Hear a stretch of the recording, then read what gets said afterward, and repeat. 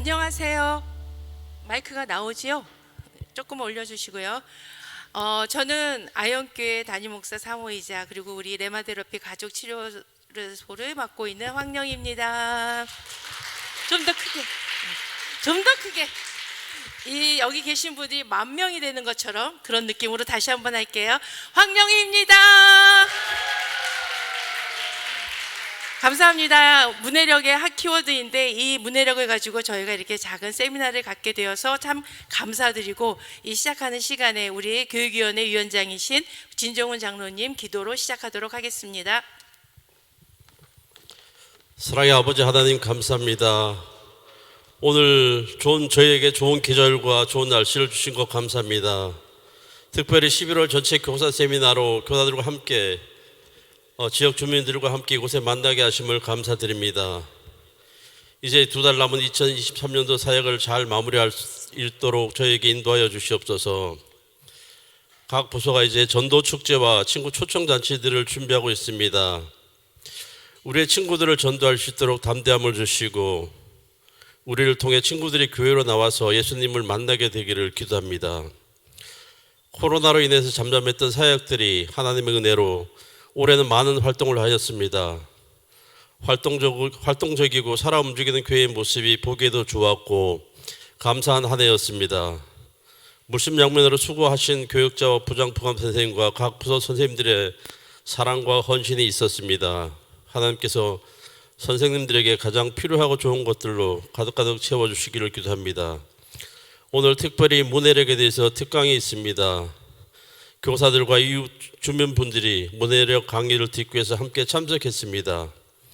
장정윤 선생님이 저자 직접 강의를 해주시는데 하나님 그의 입술을 주관하여 주시고 선생님의 생업과 과정과 각 삶 속에 하나님의 큰 축복을 함께 해주시길 기도합니다. 아울러 힘있게 전할 수 있도록 능력 주시기를 간구합니다. 우리의 마음과 귀를 열어서 듣는 시간 되게 하여 주시고 우리 모두에게 필요하고 유익한 귀한 시간 되기를 기도합니다. 감사드리며 우리와 함께 계시고 우리와 함께 하시는 우리 주 예수 그리스도 이름으로 기도드렸습니다. 아멘. 감사합니다. 이제 바로 시작을 할 텐데 우리가 가만히 생각해 보니까 그 전에도 이런 단어가 있었나 싶었는데 어느 날 갑자기 코로나를 지나면서 아이들의 학력 저하다, 또 보니까 뭐 어휘력이 저하됐다, 또 아이들이 말이 더디게 시작이 된다 하면서 무슨 저하, 게다가 면역력 저하까지 와서 저하 하면서 이쪽 저쪽에서 막 하는데 머릿속에 이것이 싹 바뀌는 거예요. 그러면서 나는 하는 엄마들이 늘었고 내 자식은 하는 생각을 하는 사람들이 주변에 많다는 것을 알았어요. 그런데 그때 핫 키워드로 떠오른 게 문해력이더라고요. 그래서 문해력에 대해서 이렇게 우리도 한번 이 부분에서 생각했으면 좋겠다 했는데 그쯤에 오늘 저자이고 또 오늘 이 시간을 마련해 주는 우리 장정윤 선생님이 책을 내셨더라고요. 그래서 그 저자를 함께 모셔서 우리가 궁금했던 거, 그리고 앞으로 어떻게 우리가 자녀를 키우는데 이거를 정말 많이 활용할 수 있고 또 도움을 받을 수 있을까 하는 이 문제점을 아주 파헤쳐 주러 우리 장정윤 선생님이 오셨습니다. 우리 박수로 크게 환영하도록 하겠습니다.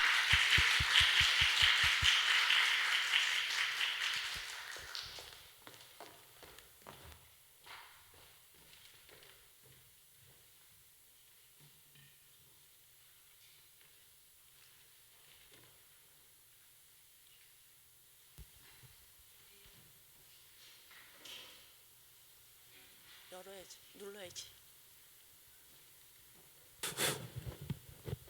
네, 처음 뵙겠습니다. 네, 안녕하세요.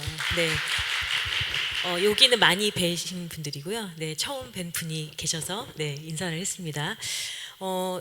항상 이렇게 교회에서 많이 뵙던 분들이라서 약간 어색하기도 해요. 네, 이런 자리에 이제 오히려 아예 모르는 분들이 나오시면 좀 편한데 너무 많이 아셔가지고 네, 네, 그렇습니다. 오늘 그 PPT 좀 띄워 주실래요? 네. 네. 저는 이제 그 대학원에서 독서학을 전공을 했고요. 그 다음에 학교 수업이나 아니면 이제 기업체, 군부대 이제 그런 데 가서 기관 수업들을 하고 아니면 이제 그 홈 수업을 하고 그래서 비중은 한 반반 정도 되는 것 같습니다. 그래서 이제 기관 수업, 뭐 도서관이나 뭐 이런 것들 하는 이제 대그룹 수업하는 아이들을 많이 보다 보니까 또 홈에 있는 아이들하고도 또 틀린 점이 굉장히 많아요. 예, 그래서 제가 이제 이 강의를 요청을 받고 고민했던 게 뭐냐면 보통 강의장은 비슷한 관심사를 가지신 분들이 다 모아져 있어요. 그래서 제가 그 포커스를 딱 맞춰서 말씀을 드리면 편한데 이제 여기는 연세도 되게 다양하시고 또 관심사도 굉장히 다양하실 것 같아요. 그래서 좀 고민을 하다가 이제 이렇게 생각했어요. 학교가 어떤 형태로 가고 있는지 또 어떤 방향으로 가고 있는지를 나이에 상관없이 좀 아시면 이제 당장 우리 애를 키우던지 아니면은 뭐 하다못해 손자를 네, 낳으셔도 아, 이 방향으로 가겠다라고 생각하시는 분도 계실 것 같고 그다음에 또 하나는 제가 이 책을 내고 보니까 저한테 성인 문해력이 너무 떨어져요. 우리 애가 문제가 아니라 제가 문제예요. 이런 분들도 의외로 굉장히 많이 있으시더라고요. 그래서 포커스는 물론 초등학교 아이들한테 맞춰져 있고요. 근데 이제 제가 약간 겪은 여러 가지 좀 일들을 좀 말씀드리면서 직접 이제 여기 나오신 분들께서도 좀 도움이 될 만한 이야기를 뭐가 있을까 하고 생각을 했습니다. 이제 그 기관 아이들, 그러니까 어떤 학교 아이들하고 이제 일반 아이들하고 반반 정도 수업을 하다 보니까 여러 가지 좀 일이 있는데요. 보이시죠? 네. 자, 뭘 것 같으세요? 모기죠? 네. 수업을 하다가 고등학교 아이들 수업이었어요. 근데 이제 어떤 애가 엥 하는 거예요. 엥 있죠. 쭉 있다가 갑자기 이제 얘가 모기가 자기 팔에 붙으니까 찰싹하고 때렸어요. 실제 있었던 일이에요. 찰싹하고 때렸는데 피가 확 튄 거예요. 그랬더니 옆에 있는 친구가 야, 너 완전 유혈이 낭자하다 이랬어요. 그랬더니 그 이야기를 듣고 있던 그 피를 뒤집어 쓴 그 모기한테 물린 친구가 하는 말이 뭐 유희열이 남자라고 이러는 거예요. 다 빵 터졌죠. 그런데 제가 대학원에서 공부를 하면서 이게 너무나 당연하다는 걸 알게 됐어요. 왜냐하면 그 친구는 유혈이라는 단어가 얘한테 되게 어려운 단어였던 거예요. 그리고 낭자하다라는 단어도 무슨 말인지 잘 몰랐던 거죠. 근데 우리 교육학에 보면은 어떤 단어가 모를 때 이제 그 단어의 발음과 가장 유사한 자기가 아는 다른 단어로 대체해서 읽히거나 아니면 기억 속에 각인되는 효과가 있어요. 그러니까 얘는 유혈이 낭자하다는 걸 잘 모르니까 자기가 아는 가장 비슷한 단어인 유희열이 남자라고를 이야기한 거예요. 이제 여기서 제가 한번 고등학생인데 이런 단어를 몰라도 되나? 이런 문장의 뜻을 몰라도 되나? 라는 생각을 어렴풋이 했던 기억이 있습니다. 이제 여기서부터 저의 물음표가 시작이 됐고요. 자, 그 다음에 또 이제 2021년도에 그 문해력 관련된 다큐멘터리가 나오면서 원래도 알고는 있었지만 결국은 읽기거든요. 읽기의 문제가 굉장히 심각해지고 이제 그러다 보니까 의사소통에까지 방해가 된다는 사회적 현상을 사람들이 이제 인식을 하게 된 거죠. 이제 그 즈음에 제가 또 겪은 것 중에 하나인데 5학년 여자친구였어요. 얘가 저랑 이제 어떤 독해 이런 것들을 책을 쭉 하다가 거기에 식민지라는 말이 나왔어요. 그러니까 뭐라고 하냐면 선생님 저 영어로 식민지가 뭔지는 안 돼요. 그래서 근데 한글은 무슨 뜻인지 모른대요. 그래서 식민지를 어떻게 영어로는 무슨 뜻인지 아는데 한글은 무슨 뜻인지 모르지? 라고 물어봤어요. 그때 하는 말이 영어를 직접 저한테 써주는 거예요. 콜로니 이렇게. 그래서 그럼 이게 무슨 뜻이니? 그랬더니 그건 잘 모른대요. 영어로 콜로니가 식민지인 건 아는데 식민지가 무슨 뜻인지 모른대요. 그래서 그러면 이제 영어 선생님한테 물어봤니? 그랬더니 영어 선생님이 막 설명을 해주셨대요. 그런데 이게 영어 선생님이 전문가가 아니시다 보니까 뭐 한참 듣긴 들었는데 무슨 말인지를 잘 모르겠다고 하더라고요. 자, 이거는 바로 얼마 전에 있었던 일이에요. 며칠 전에 있었는데 모 초등학교에 제가 6학년 1반부터 7반까지 들어가서 수업을 하는데 그 반 중에 이제 한 반 애들하고 같이 목걸이라는 책을 공부를 했어요. 근데 모파상의 목걸이 내용을 아시는 분 아실 거예요. 여기 보면 마틸드라는 여자가 목걸이를 이제 빌려요. 근데 목걸이 빌리는 게 파티에 가야 되는데 더 아름답게 하고 싶은 이 허영심 때문에 목걸이를 빌리는 거거든요. 근데 그 목걸이를 옆집 자기 친구한테 빌려요. 근데 이걸 잊어버려가지고 굉장히 많은 돈으로 그 목걸이를 이제 갚아주고 그것 때문에 10년 동안 되게 고생하는 내용인데 이 얘기를 다 한 다음에 이제 애들이랑 책을 다 이제 읽고 내용 확인을 하는데 맨 마지막에 보면 목걸이가 가짜라는 게 밝혀지잖아요. 그래서 아이들이 저한테 그러는 거예요. 선생님, 이거 나쁜 여자가 있어요. 이렇게 이야기하는 거예요. 그래서 나쁜 여자가 누군데? 그랬더니 목걸이 주인인 그 주인공 마틸드의 옆집에 있는 아줌마가 빌런이래요. 그게 왜 빌런이냐면 큰 돈을 그 목걸이 다이아몬드가 가짜를 쉽게 말하면 속이고 진짜인 척하고 빌려주고 나중에 진짜 목걸이 값을 받은 거예요. 그러니까 이 여자가 계획적으로 범행을 저질러서 그래서 그 여자가 나쁜 여자라는 거예요. 한 놈이 야 빌런이네. 그랬더니 갑자기 빌런 막 이렇게 된 거예요. 자, 문해력이 심각하죠. 우리 아이들의 현실이 이 상황이라는 겁니다. 그거는 선생님들도 이제 계시고 엄마들도 계시지만 선생님들이시면 우리가 주일에 만나는 아이들이 이 상태인 거고 그 다음에 엄마들이시면 내가 맨날 키우고 있는 애가 이 상태인 거죠. 자, 이게 모두 다 문해력의 문제인데 그럼 우리가 문해력이라는 게 뭔가라고 생각을 해보면 사전적으로는 이제 여기 나와 있는 것처럼 뭐 어떤 말하거나 뭐 어떤 것들을 읽고 이해하는 게 문해력이다라고 생각을 해요. 이제 그거는 협의의 문해력이에요. 광의의 문해력이 있는 거죠. 유네스코에서 말하는 광의의 문해력은 어떤 여러 가지 출판물이나 아니면은 어떤 그 저작물 혹은 어떤 글을 읽고 그 전체적인 내용을 파악해서 정의를 내리거나 아니면 이해하거나 아니면 해석하거나 그것으로 창작을 하거나 의사소통을 하는 것까지가 문해력이라고 이야기하고 있어요. 그래서 그렇게 생각해 보면 문해력의 넓이 자체가 단순히 글을 읽는다 그거에서 그치는 게 아니라 말을 하거나 글을 쓰거나 하는 모든 의사소통의 영역까지를 다 포함해서 문해력이라고 이야기를 하고 있습니다. 자, 그러다 보니까 요즘 학교에서 제가 만나는 애 중에 실제로 있었는데 이제 2학년 아이인데 어느 날 담임 선생님이 엄마를 불렀대요. 그래서 하는 말이 어머니 얘가요 애들이랑 대화가 안 돼요 이렇게 이야기를 했다는 거예요. 그래서 왜 대화가 안 돼요? 그랬더니 애들이 무슨 얘기를 해도 무슨 얘기인지 잘 알아듣지 못하고 혼자 엉뚱한 이야기를 하는 경우도 많고 그 다음에 이제 선생님이 뭔가 전달사항을 이야기하는데 그걸 집에서 제대로 엄마한테 말하지 못하기 때문에 뭔가를 잊어버리거나 아니면은 부족한 상태에서 그냥 학교를 오는 경우가 되게 많다는 거죠. 그래서 그런 것 때문에 이제 저 같은 사람을 불러서 수업을 하는 그런 분이셨어요. 그래서 그런 문제가 이제 일어나는 거죠.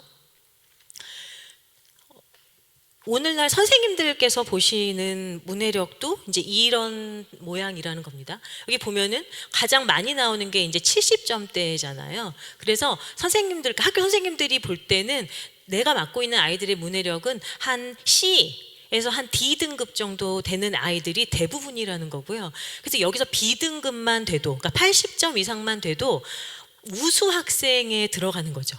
오히려 A등급 아이를 별로 찾아볼 수 없을 정도인 거예요. 이렇게 다 많이 생각을 하시는데 그 이유가 뭐냐라고 생각을 하니까 이제 여기 선생님들께서는 유튜브나 영상 매체에 익숙해졌거나 또 독서를 잘 안 해서 그렇다라고 생각을 하시더라는 거죠. 그러면 아이들만 그러냐 하면 그건 아니죠. 아마 요즘 느끼셨을 텐데 어른들도 왜 친구 엄마들이나 아니면은 뭐 어떻게 알게 된 분들하고 대화를 할 때도 야, 이 사람하고는 진짜 말이 안 통하네 이런 분이 계실 거예요.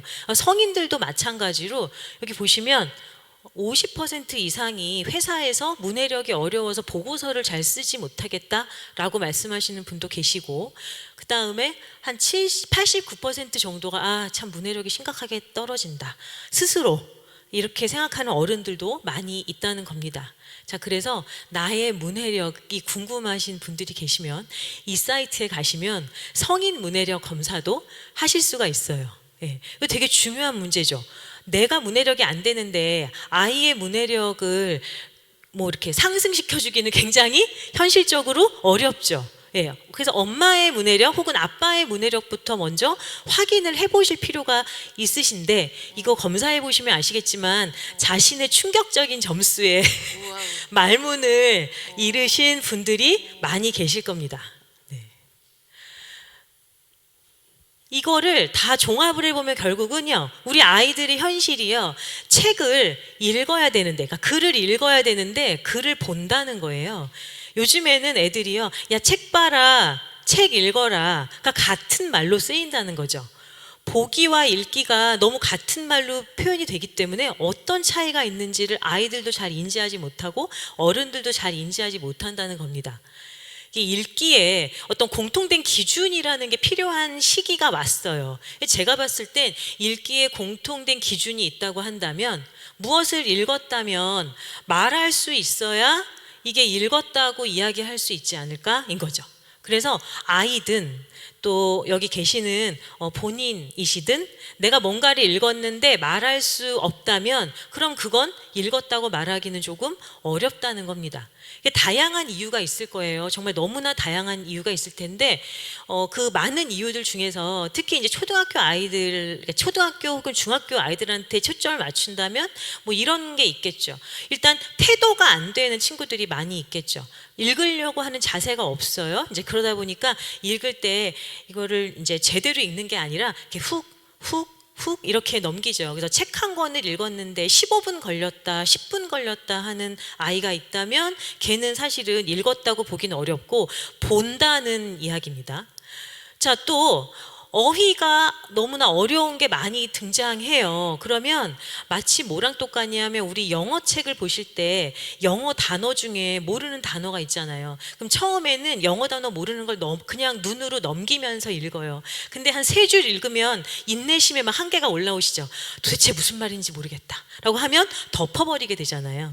그거랑 비슷하게 어휘가 30% 이상 모른다고 하게 되면 그 다음부터는 이제 그 책을 제대로 읽기는 어렵다는 겁니다. 그래서 아이의 어휘 수준을 이제 제가 뒤에 말씀드리겠지만 아이의 어휘 수준을 보셔서 한 20%나 30% 정도 모르는 어휘가 있다고 하면 그 어휘가 포함되어 있는 책들은 사실 읽기가 어렵습니다. 근데 그 20, 30%의 단어가요, 꼭 정말 어려운 단어가 아닌 경우가 되게 많아요. 그러니까 뭐냐면 되게 어려운 단어는 알아요.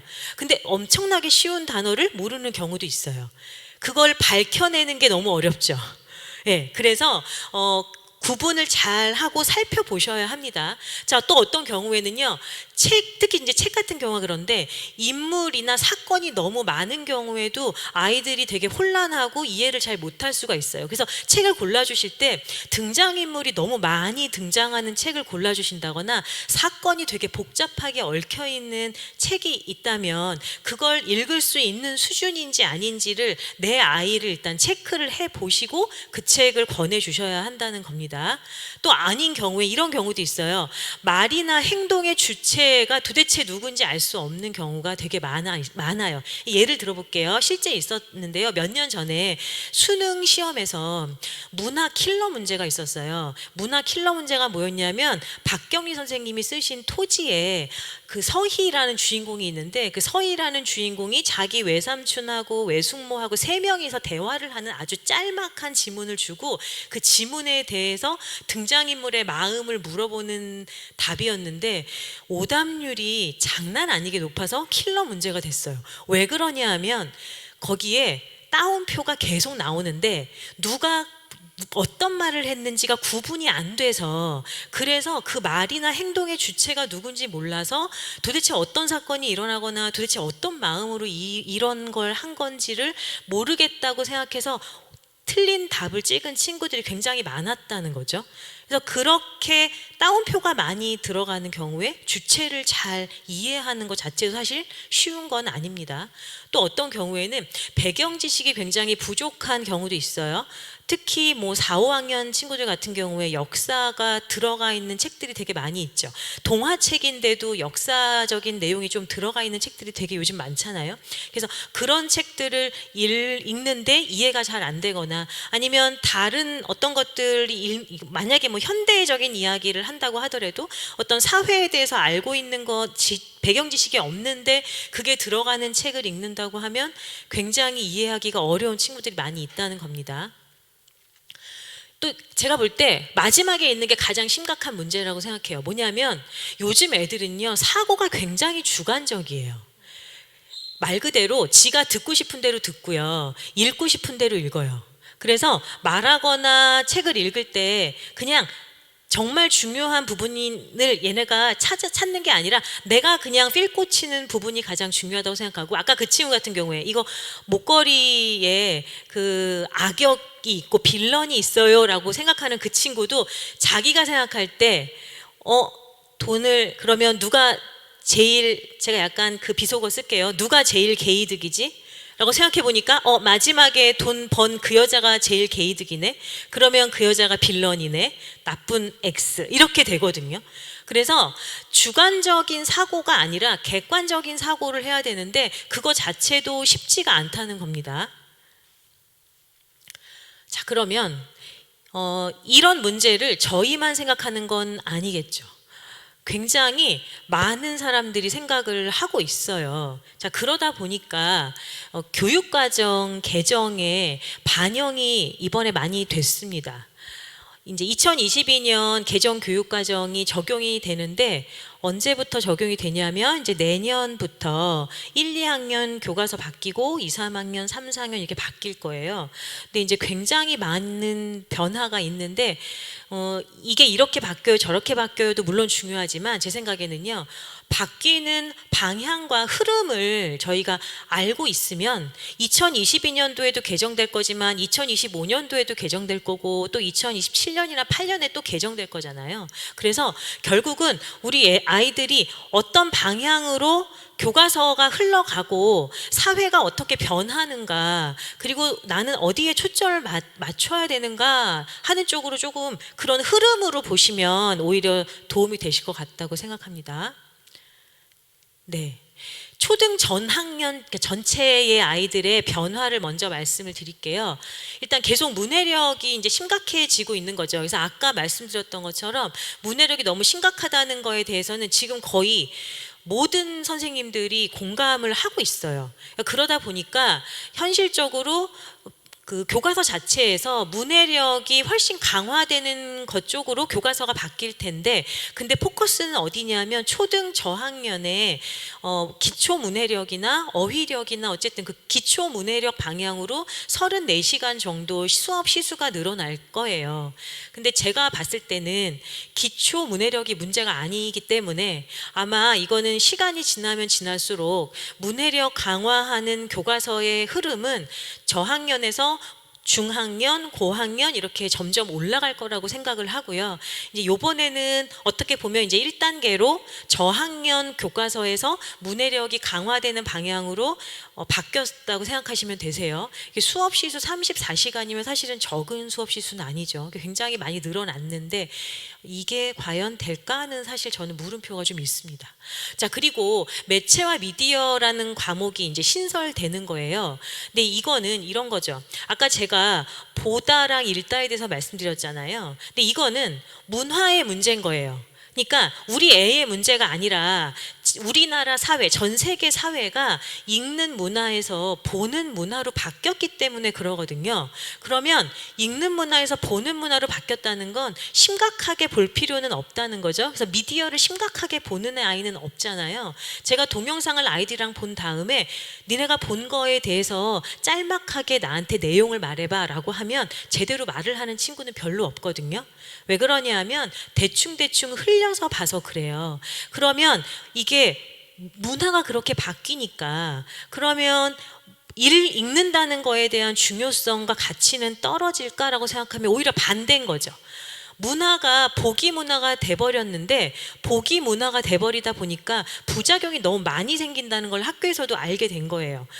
그래서 미디어를 틀어줄 때 혹은 미디어를 볼 때 이 미디어가 정말 진짜 미디어인지 가짜 미디어인지, 그 다음에 이 미디어를 그냥 다 100% 받아들이는 게 아니라 이 안에서 나는 어떤 사고와 판단과 어떤 분석을 하는지를 자기의 생각을 자꾸자꾸 이렇게 이야기하고 생각하고 고민하게 하는 그런 과목이 필요하다는 공통적인 생각 때문에 지금 여기 나와 있는 그 미디어, 매체와 미디어라는 과목이 신설이 됐다는 겁니다. 근데 이거는 아마도 점점 더 강화될 거라고 생각해요. 지금 아이들 교과서 없어지는 건 아시죠? 네, 교과서 책 없어집니다. 점점. 네, 다 태블릿으로 파일로 다 바뀌고요. 지금 이미 학교에 가면 학교 옆에 그 태블릿, 그러니까 학교에서 아이들한테 지급하는 그 태블릿 있어요. 그래서 그게 다 이렇게 쫙 비치가 돼 있고요. 수업 시간에 그거 빼서 선생님하고 수업하면서 같이 그거 계속 이렇게 클릭하면서 수업하고 쉬는 시간에 다시 다 거기다 넣어놓고 이제 이렇게 하고 있어요. 우리는 기억하는데 얘네들은 날아가고 있는 거죠. 그렇기 때문에 이 매체와 미디어라는 과목하고 미디어를 어떻게 비판적으로 읽을 것인가, 그 다음에 어떻게 이게 진짜인지 가짜인지 구별하고 그걸 판단할 것인가에 대한 이 가치는 점점 더 높아질 거라고 생각을 합니다. 네. 자, 그리고 수학이 학습 목표가 바뀌어요. 근데 보시면 말하기, 무엇에 대해서 도형의 크기와 무엇에 대해서 말할 수 있다. 이렇게 바뀌는 거예요. 그러면 무슨 방정식의 과정에 대해서 설명할 수 있다. 이제 이렇게 학습 목표 자체가 바뀌는 거거든요. 그 말은 학습 목표가 바뀐다는 건 시험 문제의 유형이 바뀐다는 거예요. 그럼 시험 문제의 유형이 말할 수 있다니까 수행 평가가 늘어나겠죠? 왜냐하면 말하기는 수행 평가에 들어가는 거잖아요. 그 다음에 설명할 수 있다도 마찬가지로 말하기나 혹은 글쓰기인 거죠. 그래서 제가 얼마 전에 들은 이제 이야기는 예를 들면 이런 거죠. 제가 이제 어떤 학교를 거론해서 좀 죄송하긴 한데 숙문고등학교에서 그 수학 수행평가를 하는데 수행평가 문제가 뭐냐면 우리의 일상에서 찾을 수 있는 수학적인 원리를 하나 찾아서 그 수학 원리를 설명하는 레포트를 한 페이지짜리를 쫙 써가지고 내는 게 아이들의 수행평가였다는 겁니다. 자, 일단 수행평가 이야기는 제가 좀 이따 드릴게요. 그리고 역사가 밑으로 내려옵니다. 초등학교 3학년, 4학년에서 통역사는 5, 6학년에서 이제 하게 되는데 기존에는 지금 현재는 5학년 아이들이 이제 사회가 전부 다 역사예요. 근데 얘네가 해봤더니 너무 죄송해요. 약간 거치게 말하면 무식한 거예요. 그래서 역사에 대해서 너무 아는 게 없다 보니까 5학년에서 역사를 하려니까 이게 버거운 거죠, 애들이. 그래서 3학년, 4학년에 쪽 역사, 그러니까 어떤 인물이나 사건이나 이런 조그만 이 역사의 조각들이 3, 4학년 교과서에 이제 미리 들어오게 되는 거예요. 그래서 그걸 배운 다음에 5, 6학년에 올라가서 역사를 더 하게 되는 그렇게 시스템으로 이제 바뀌고요. 왜 안 넘어갈까요? 네. 자, 초등 5, 6학년부터 중학교까지는 이제 이런 식으로 바뀝니다. 현재 중 2학년 이하의 아이들이 다 해당이 돼요. 그러면 이제 여기 계시는 제가 알고 있는 많은 집사님들의 아이들이 초등학교 중학년 이하이실 텐데 내 아이가 중학교 2학년 이하라면 이게 적용이 된다고 생각하시면 돼요. 일단 그 학교에서 성적이 나오는 방법이 바뀌어요. 지금 현재는 9등급제로 되어 있는데 5등급제로 바뀌거든요. 그러면 5등급제로 바뀌면 어떻게 되냐면 전교 10%까지가 1등급이 되는 거예요. 지금 현재는 4%가 1등급이고 8%가 2등급, 그 다음에 3등급이 12%까지인데 근데 3등급 한 중반 정도까지가 다 1등급이 돼버리는 거죠. 그리고 지금 현재 한 4, 5등급 정도까지가 다 한 4등급 정도까지가 2등급으로 다 내려와요. 그러니까 대학의 입장에서는, 그러니까 아이들을 뽑는 대학의 입장에서는 이제 1등급도 1등급이 아닌 거예요. 믿을 수가 없는 거죠. 그러니까 이 아이들에 대해서 학교에서 대학에서 아이들을 뽑을 때 뭔가 그 학교별 고사를 본다거나 논술 시험이 강화된다거나 또 어떤 장치가 아마 마련이 될 겁니다. 그래서 아직 이제 교과서가 들어오지 않았지만 어쨌든 이 등급제 문제가 굉장히 좀 심각한 문제로 지금 대두되고 있어요. 아이들 옥석 구분이 잘 안 되기 때문에 어떤 애를 뽑아야 하는가 자체가 이제 문제가 되는 거죠. 또 그리고 수행평가 비중이 많이 늘었어요. 아까 제가 말하는 게 설명하기가 학습 목표라고 말씀드렸잖아요. 지금 현재는 한 20%에서 30% 정도가 수행평가에 해당이 되고요. 그리고 또 제가 알고 있기로는 학교에서 운영을 할 때 약간 이런 것도 있어요. 지필이 훨씬 더 많이, 그러니까 중간고사, 기말고사 점수를 훨씬 더 많이 비중을 주고요. 나머지 수행평가는 다 웬만하면 그냥 A 줘, 뭐 웬만하면 B 줘, 이제 이런 느낌이었다면 지금은 수행평가 비중이 40%란 이야기는 중간고사가 30점, 기말고사가 30점, 그러면 100점, 100점 맞아도 60점밖에 안 돼요. 그럼 나머지 점수 40점은 수행평가로 채운다는 이야기거든요. 그럼 수행평가로 40%를 채워야 하는데 누구나 다 점수를 잘 줄 수는 없죠. 그런 시스템일 수는 없으니까 아이들마다 이제 수행평가가 치열해질 수밖에 없어요. 그래서 수행평가를 되게 성실하게 제대로 하느냐 안 하느냐에 따라서 성적표 받았을 때 점수가 많이 차이가 날 수 있거든요. 실제로 제가 데리고 있는 중2 학년 아이들도 너 분명히 시험 잘 봤다는데 성적표가 이게 뭐냐? 막 이렇게 되는 상황이니까 그래서 수행평가 비중은 점점 더 중요해질 거라고 생각이 들고요. 그리고 서술형, 논술형 문제가 이제 들어오는데 지금 아직 이슈는 수능에 서술형, 논술형 문제가 원래는 들어온다고 했었어요. 근데 그게 하도 지금 말이 많아서 이번에는 들어오나 안 들어오나 잘 모르겠다. 이제 약간 발을 빼고 있긴 한데 아마 장기적으로는 수능 문제 안에 논술 문제랑 그다음에 논술형, 서술형 문제가 들어갈 거고 시험 문제 자체도 논술, 서술형 시험 문제들을 아이들이 학교에서 많이 보게 될 거라고 생각을 합니다. 이제 이런 방향으로 저희가 지금 교육이 바뀌고 있습니다. 자, 그러면 가장 문해력 하면 많이 이야기들을 하시는 게 이제 어휘력이에요. 근데 우리 애가요 어휘력이 좀 안 좋아요, 혹은 우리 애가 어휘력이 좀 괜찮아요 라고 이야기했을 때는 너무나 포괄적인 거예요. 왜 그러냐면 어휘력이 이렇게 종류가 많거든요. 일단은 크게 보면 어휘력이라고 하면 수동적인 이해 어휘가 있어요. 쉽게 말하면 엄마가 말을 해요. 그러면 무슨 말인지 확실하진 않지만 대충 때려 맞춰서 이해는 할 수 있어요. 그러면 이건 이해 어휘에 들어가요. 자, 그런데 능동적인 사용 어휘가 있죠. 능동적인 사용 어휘는 실제로 내가 그걸 말하거나 글로 쓰는 걸 말하는 거예요. 그러면 내가 실제로 글로 쓰거나 말할 수 있는 단어는 그거보다 훨씬 개수가 줄어들 수밖에 없다는 거죠. 그래서 일단은 우리 아이가 어휘력이 어떻다라고 생각을 하신다면 첫 번째는 얘가 내 말을 이해할 수 있어 얼마나도 보셔야 되지만 얘가 내가 하는 말이나 혹은 어려운 단어를 사용해서 말을 얼마나 하고 있나를 보셔야 돼요. 말을 이해는 다 하는데 말할 때 어휘력 구사 자체가 굉장히 수준 낮은 것만 계속 내가 쓴다면 얘의 사용 어휘 자체는 굉장히 수준이 낮을 가능성이 높아요. 또 어휘의 종류도 그럼 저희 애가 어휘력이 떨어져요 라고 하면 어떤 어휘력인지 확인을 해야 된다는 거죠. 일상어가 있고요. 그 일상어는 웬만하면 아이들이 떨어지지 않아요. 그냥 보통의 엄마들, 아빠 사용하는 단어들이기 때문에 이거는 어려워하지 않거든요. 문제는 학습 도구어부터 시작이 되는 거예요. 학습 도구어가 대충 한 2,440여 개라고 말하는데 제가 볼 때 그보다 좀 더 많을 거라고 생각합니다. 예를 들면 이런 단어요. 뭐 확산됐어. 전쟁이 확산되고 있어. 그렇죠? 네. 그다음에 산출되는 결과가 이런 거야. 그 산출이 뭐지?가 모르면 내용 자체를 이해하기가 어려운 게 학습 도구어예요.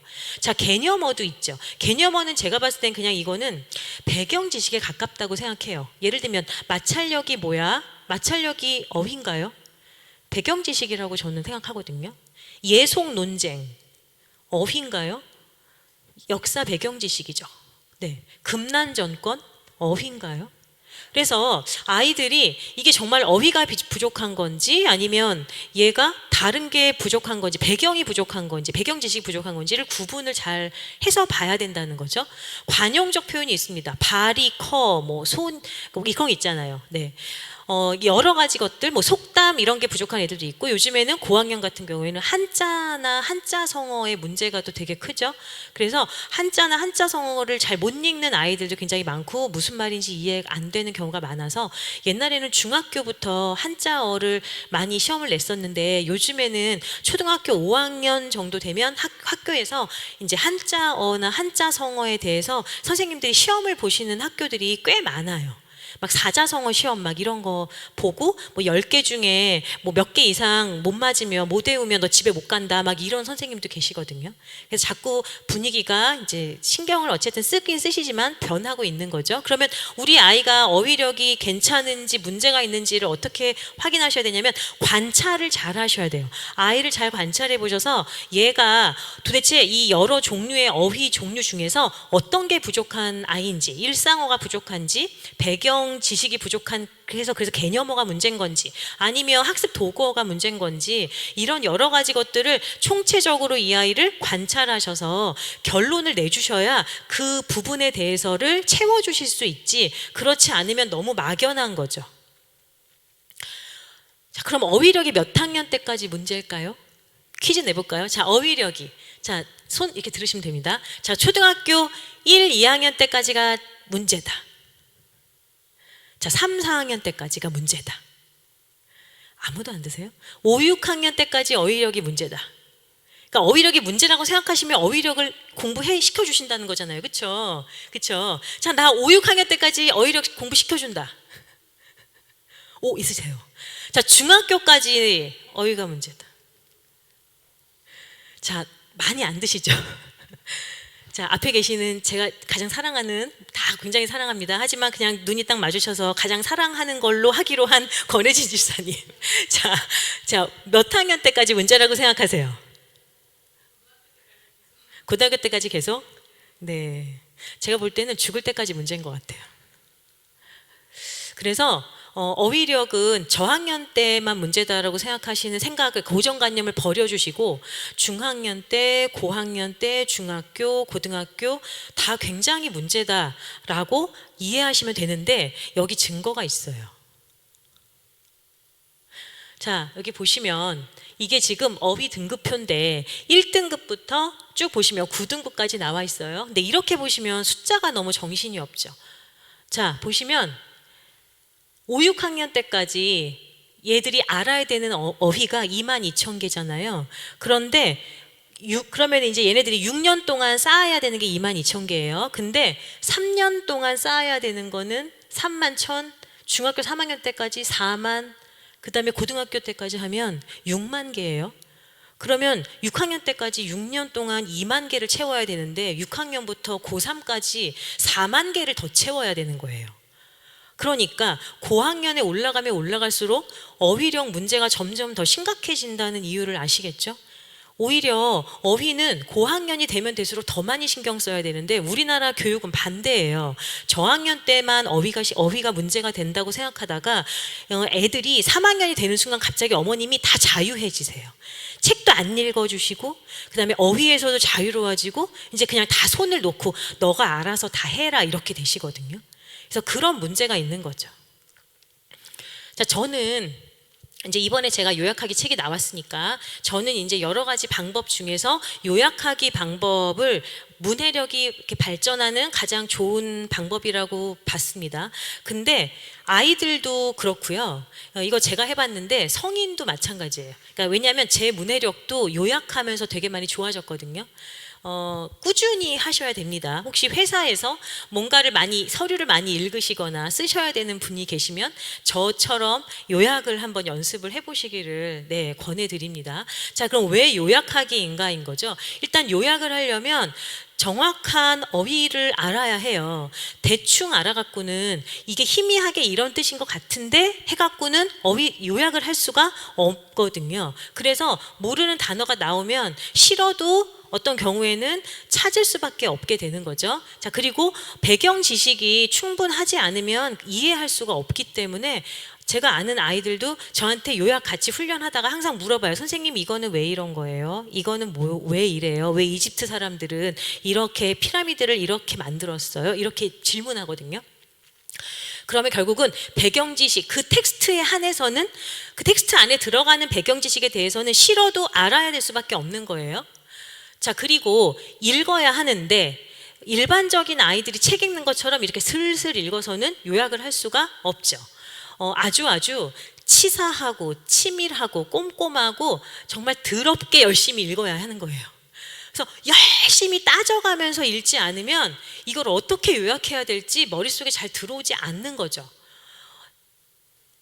자, 그리고 읽을 때도 그냥 읽으면 안 되고 사실과 의견을 구분해서 읽어야 해요. 근데 우리 아이들이 가장 안 되는 게 이거거든요.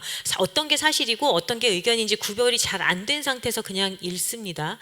그리고 생각의 근거를 잘 생각하지 않고 읽어요. 아까 그 빌런이라고 했던 그 친구 같은 경우에 그 친구의 문제를 어떻게 깨줬냐면 옆에 있는 애들이 다 뭐라고 했냐면, 야, 마틸드가 먼저 가서 목걸이를 빌려달라고 한 거잖아. 그 이웃집 여자가 내가 이 목걸이 빌려줄 테니까 너 가져가라라고 먼저 말한 게 아니었어 라고 말했더니 걔들이 다 아하, 빌런이 아니구나 이렇게 된 거예요. 그럼 뭐냐면 책에 근거한, 그러니까 텍스트에 근거해서 생각하거나 텍스트에 근거해서 판단하는 것만 믿어야 되는데 얘네들이 내가 생각하는 거를 믿지 않는, 그러니까 객관화를 시키려면 결국은 근거가 글에 명확하게 나와 있는 거를 이해하거나 추론해서 생각을 해야 이 요약이 가능하기 때문에 그래서 사고력 훈련이 자연스럽게 될 수밖에 없다는 겁니다. 사고력이 정확하게 글을 사실적으로 이해하는 사고력이 늘어날 수밖에 없고요. 그 다음에 추론 능력, 그러니까 추측하는 거죠. 그리고 분석하는 거, 그리고 이것을 이제 좀 이따 말씀드리겠지만 자기 말로 언어화해서 문장을 만들어야 되기 때문에 이게 생각의 구조화가 머릿속에서 연습이 될 수밖에 없어요. 일종의 이미지나 그림을 그리게 되는 셈이나 마찬가지죠.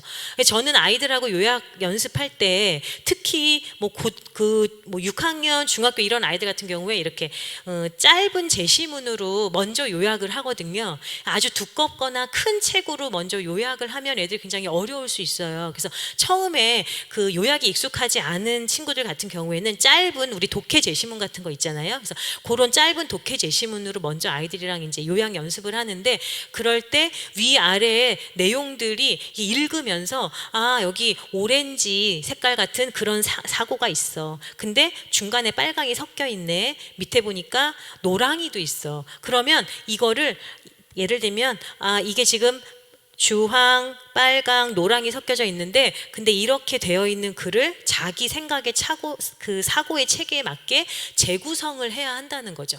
그래서 요약을 하면 선생님도 요약해 보시면 다 아시겠지만 밑에 있는 내용이 위로 올라갈 수도 있고요. 위에 있는 내용이 가운데로 갈 수도 있고 막 왔다 갔다 해야 되잖아요. 근데 요약을 못하는 아이들의 특징이 항상 A부터 순서대로 해야 되는 거예요. 맨 위부터 순서대로 요약을 항상 해야 한다는 고정관념을 갖고 있기 때문에 얘네들이 재구성이 잘 안 돼요. 그러니까 요약이 제대로 안 나오거든요. 그래서 그러니까 사고의 재구성을 할 수밖에 없는 거죠. 그리고 요약하는 제시문을 그대로 요약해서 자기 말로 언어화해서 써야 되기 때문에 문장 자체가 내 말로 바뀝니다. 그러면 이제 이렇게 되는 거죠. 샤프, 지우개, 연필. 자, 어떤 걸로 합치면 좋을까요? 문구류, 그렇죠? 네네. 아니면 학용품. 네. 그러면 연필, 볼펜, 지우개, 자 이렇게 나열해서 쓸 필요가 없잖아요. 네, 그냥 문구류로 묶으면 되는 거죠. 네, 그리고 어떤 상황을 막 구구절절이 나와 있는데 그거를 계속 나열해서 쓸 필요가 없고 하나의 속담이나 하나의 관용어로 한꺼번에 이렇게 확 합쳐질 때가 있죠. 네, 그래서 그런 식의 자기 언어화해서 내용을 이 흐름에 맞게 줄이는 연습을 할 수 있기 때문에 이거는 아이들한테도 좋고, 그 다음에 이제 여기 계신 선생님들도 혹시 나의 그 문해력을 키우고 싶다고 하시면 저는 요약을 적극 추천해 드리고요. 저는 어떻게 요약 연습을 했었냐면 이제 한참 공부할 때 그 유명한 사람들이 논리적으로 쓴 사설이나 칼럼이 있어요. 그 신문에 나와요. 아니면 인터넷에 보면 다 나오거든요. 그것들을 놓고 이제 매일 한 편씩 딱 30분 동안만 그 사설을 문단별로 요약을 하고, 그 다음에 전체 요약을 2단계로 하고, 그래서 1단계 문단 요약, 2단계 전체 요약, 이거를 제 기억에 한 3년 정도를 하루도 안 빼놓고 매일 했던 기억이 나요. 그래서 그렇게 했더니 어떤 글을 읽으면 이제 구조가 보여요. 전체 구조가 이렇게 한눈에 쫙 보이거든요. 그래서 그런 연습을 하시면 여기 계시는 그 성인들도 문해력을 올리실 수가 있습니다. 자, 연습밖에 없어요. 반드시 연습입니다. 자, 그러면 요약을 잘 하려면 결국은 이제 정리를 해서 말씀드리면 어휘력이 돼야 되죠. 집중력이 필요합니다. 여기 이제 집중력은 이따 다시 또 좀 더 자세히 말씀드리겠지만, 굉장히 저는 지금 그 사람의 문해력이 어느 정도인가는 별로 중요하지 않다고 생각해요. 그 사람이, 그 아이가 어떤 태도를 가지고 있느냐가 훨씬 더 중요해요. 왜냐하면 어떤 태도를 가지고 있는가가 그 아이의 6개월 후에, 1년 후에, 3년 후에 그 아이의 그 생각이나 사고의 수준, 그 다음에 그 아이의 학습 수준을 말해주거든요. 그래서 얘가 지금 너 왜 이걸 못하니?를 고민하지 마시고 어떻게 하면 얘의 태도를 조금 더 좋게 해줄 수 있을까를 먼저 고민을 하는 게 저는 맞다고 생각을 해요. 독서법도 그냥 일반적인 책을 그냥 훅훅 가볍게 읽는 수준이 아니라 아까 말씀드렸던 것처럼 치사하게 따져가면서 꼼꼼히 정확하게 읽는 사실적인 독서가 굉장히 많이 필요한 거죠. 혹시 요약에 좀 더 관심이 있으신 분을 위해서 이제 조금 더 구체적으로 들어간다면, 요약을 위한 글 읽기는 이제 아까 말씀드렸어요. 첫 번째, 초보자일수록 짧은 제시문으로 시작한다. 그 다음에 두 번째는 거기서 좀 더 나가서 이제 좀 더 약간 부피가 있는 거, 좀 더 있는 거. 근데 이건 이따가 줄거리 요약하는 거 말할 때 더 자세히 말씀드릴게요. 자, 그리고 핵심 키워드를 찾는 거죠, 아이들하고. 근데 그냥 애들한테 얘들아 여기서 중요하다고 생각하는 거 동그라미 쳐 라고 말씀하시는 건 애들한테 도대체 뭘 동그라미를 치라는 거야 알 수가 없죠. 그래서 방법을 알려주셔야 되는 거죠. 네, 뭐 예를 들면 제가 그냥 한두 가지 예를 들면 이제 이런 식인 거죠. 텍스트 안에서 가장 많이 나오는 단어가 중요할 수밖에 없잖아요. 그렇죠? 중요하니까 많이 나오죠. 그러면 그런 단어는 동그라미 쳐야죠. 그럼 가장 많이 나오는 단어를 찾아봐. 그거 동그라미. 그렇죠? 그 다음에 제목이나 아니면 그 글을 쓴 목적이랑 이유와 관련된 단어가 중요할 수밖에 없잖아요. 그러면 제목에 있는 단어 혹은 그 글을 쓴 목적과 이유를 파악을 해서 그 목적과 이유에 관련 있는 키워드를 찾아봐. 동그라미. 네. 이런 식으로 어떤 기준을 정해 주셔야 한다는 거죠. 그래야 아이가 그거에 맞는 걸 찾아서 동그라미를 할 수 있지 않겠습니까? 네. 자, 그 다음에 중심 문장과 중심 생각 찾기인데요. 이거는 뭐 학교에서 다 배우셨으니까 100점이실 거라고 생각하고 제가 문제를 낼게요. 자, 중심 문장과 중심 생각은 같다. equal. 자, 없으세요? 자, 그럼 중심 생각과 중심 문장은 다르다. 한 분? 네. 중심 문장과 중심 생각은 다릅니다. 그래서 제시문을 이렇게 쭉 보시고 중심 문장에 우리가 보통 애들한테 얘들아 중요하다고 생각하는 문장에 줄 쳐가며 읽어라 이렇게 말씀하시잖아요. 엄마들도 그렇게 하시죠. 근데 그게 중심 문장은 맞지만 그게 그 문단이나 그 글 전체의 중심 생각과 완전히 100% 일치하지 않는 경우가 훨씬 더 많아요. 그러니까 중심 문장 아이들한테 찾으라고 하면서 중심 생각이 그러면 흩어져 있을 가능성이 있죠. 예를 들어 하나의 단락이면 중심 문장은 맨 앞 문장이지만 중심 생각은 가운데도 어떤 단어가 있고 밑에도 어떤 단어가 있을 수 있겠죠. 그러면 가운데 있는 단어, 밑에 있는 단어 모두 다 뽑아서 하나의 문장으로 만들어야 그게 바로 그 문단의 중심 생각이 된다는 겁니다. 네. 이런 것들, 이런 원리들을 아이들하고 이야기를 하고 줄을 치라고 하면 되겠죠. 그냥 무조건 중요하다고 생각하는 거 줄 쳐 이렇게 말씀하시지 마시고, 또 사실이나 인용, 의견 이런 것들 구분하시는데 아이들한테 이렇게 요약을 시켜보시면 이런 거 있어요. 뭐 전문가가, 예를 들어 신문 기사 그런 게 많은데 전문가가 이거에 대해서 이렇게 말했다 그러면 이거 요약해봐. 그럼 다른 건 다 빼고 전문가가 이렇게 말했다는 문장만 그대로 뽑아가지고 이렇게 적는 애들 되게 많거든요. 근데 얘네들은 그게 전문가가 말했으니까 가장 중요할 거야 라고 생각을 하지만 그렇지 않죠. 오히려 반대죠. 전문가 의견 중에서 가장 핵심적인 단어나 생각 한두 개를 빼고 나머지는 다 삭제를 해버려야 되는 거죠. 왜냐하면 보통 전문가 의견은 앞에 나온 내용이나 뒤에 있는 내용을 뒷받침하려고 들어가는 거기 때문에, 그래서 거기서 가장 핵심적인 내용만 뽑고 나머지는 다 버려야 하는 건데, 이런 원칙들을 아이들이 잘 알지 못한다는 겁니다. 물론 성인도 마찬가지겠죠. 자, 그러면 학년별로 문해력을 높이려면 어떻게 해야 될까? 제가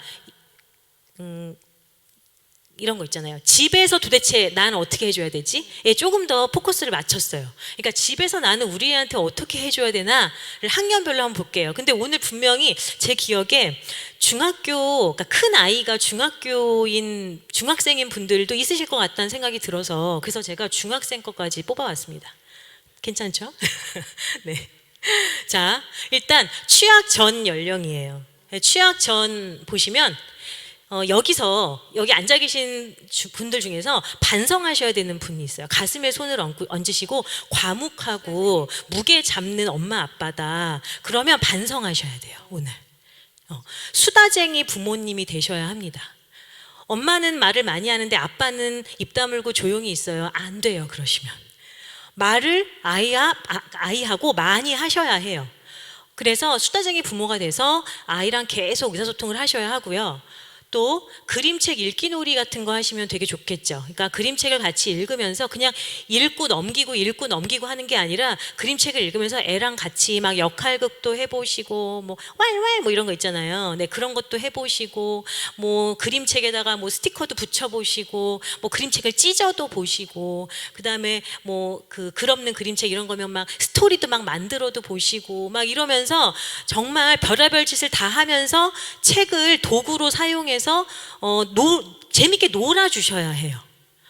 자, 한글 교육의 시기가 취학 전 연령인데, 제가 보면 취학 전에 의외로요 1학년 교실에서 한글을 못 대고 들어가는 아이들이 비율이 점점 높아지고 있어요. 1학년인데 쓰지를 못해요. 읽지도 못하고. 근데 1학년이 제가 보니까요 학습 격차가 가장 큰 것 같아요.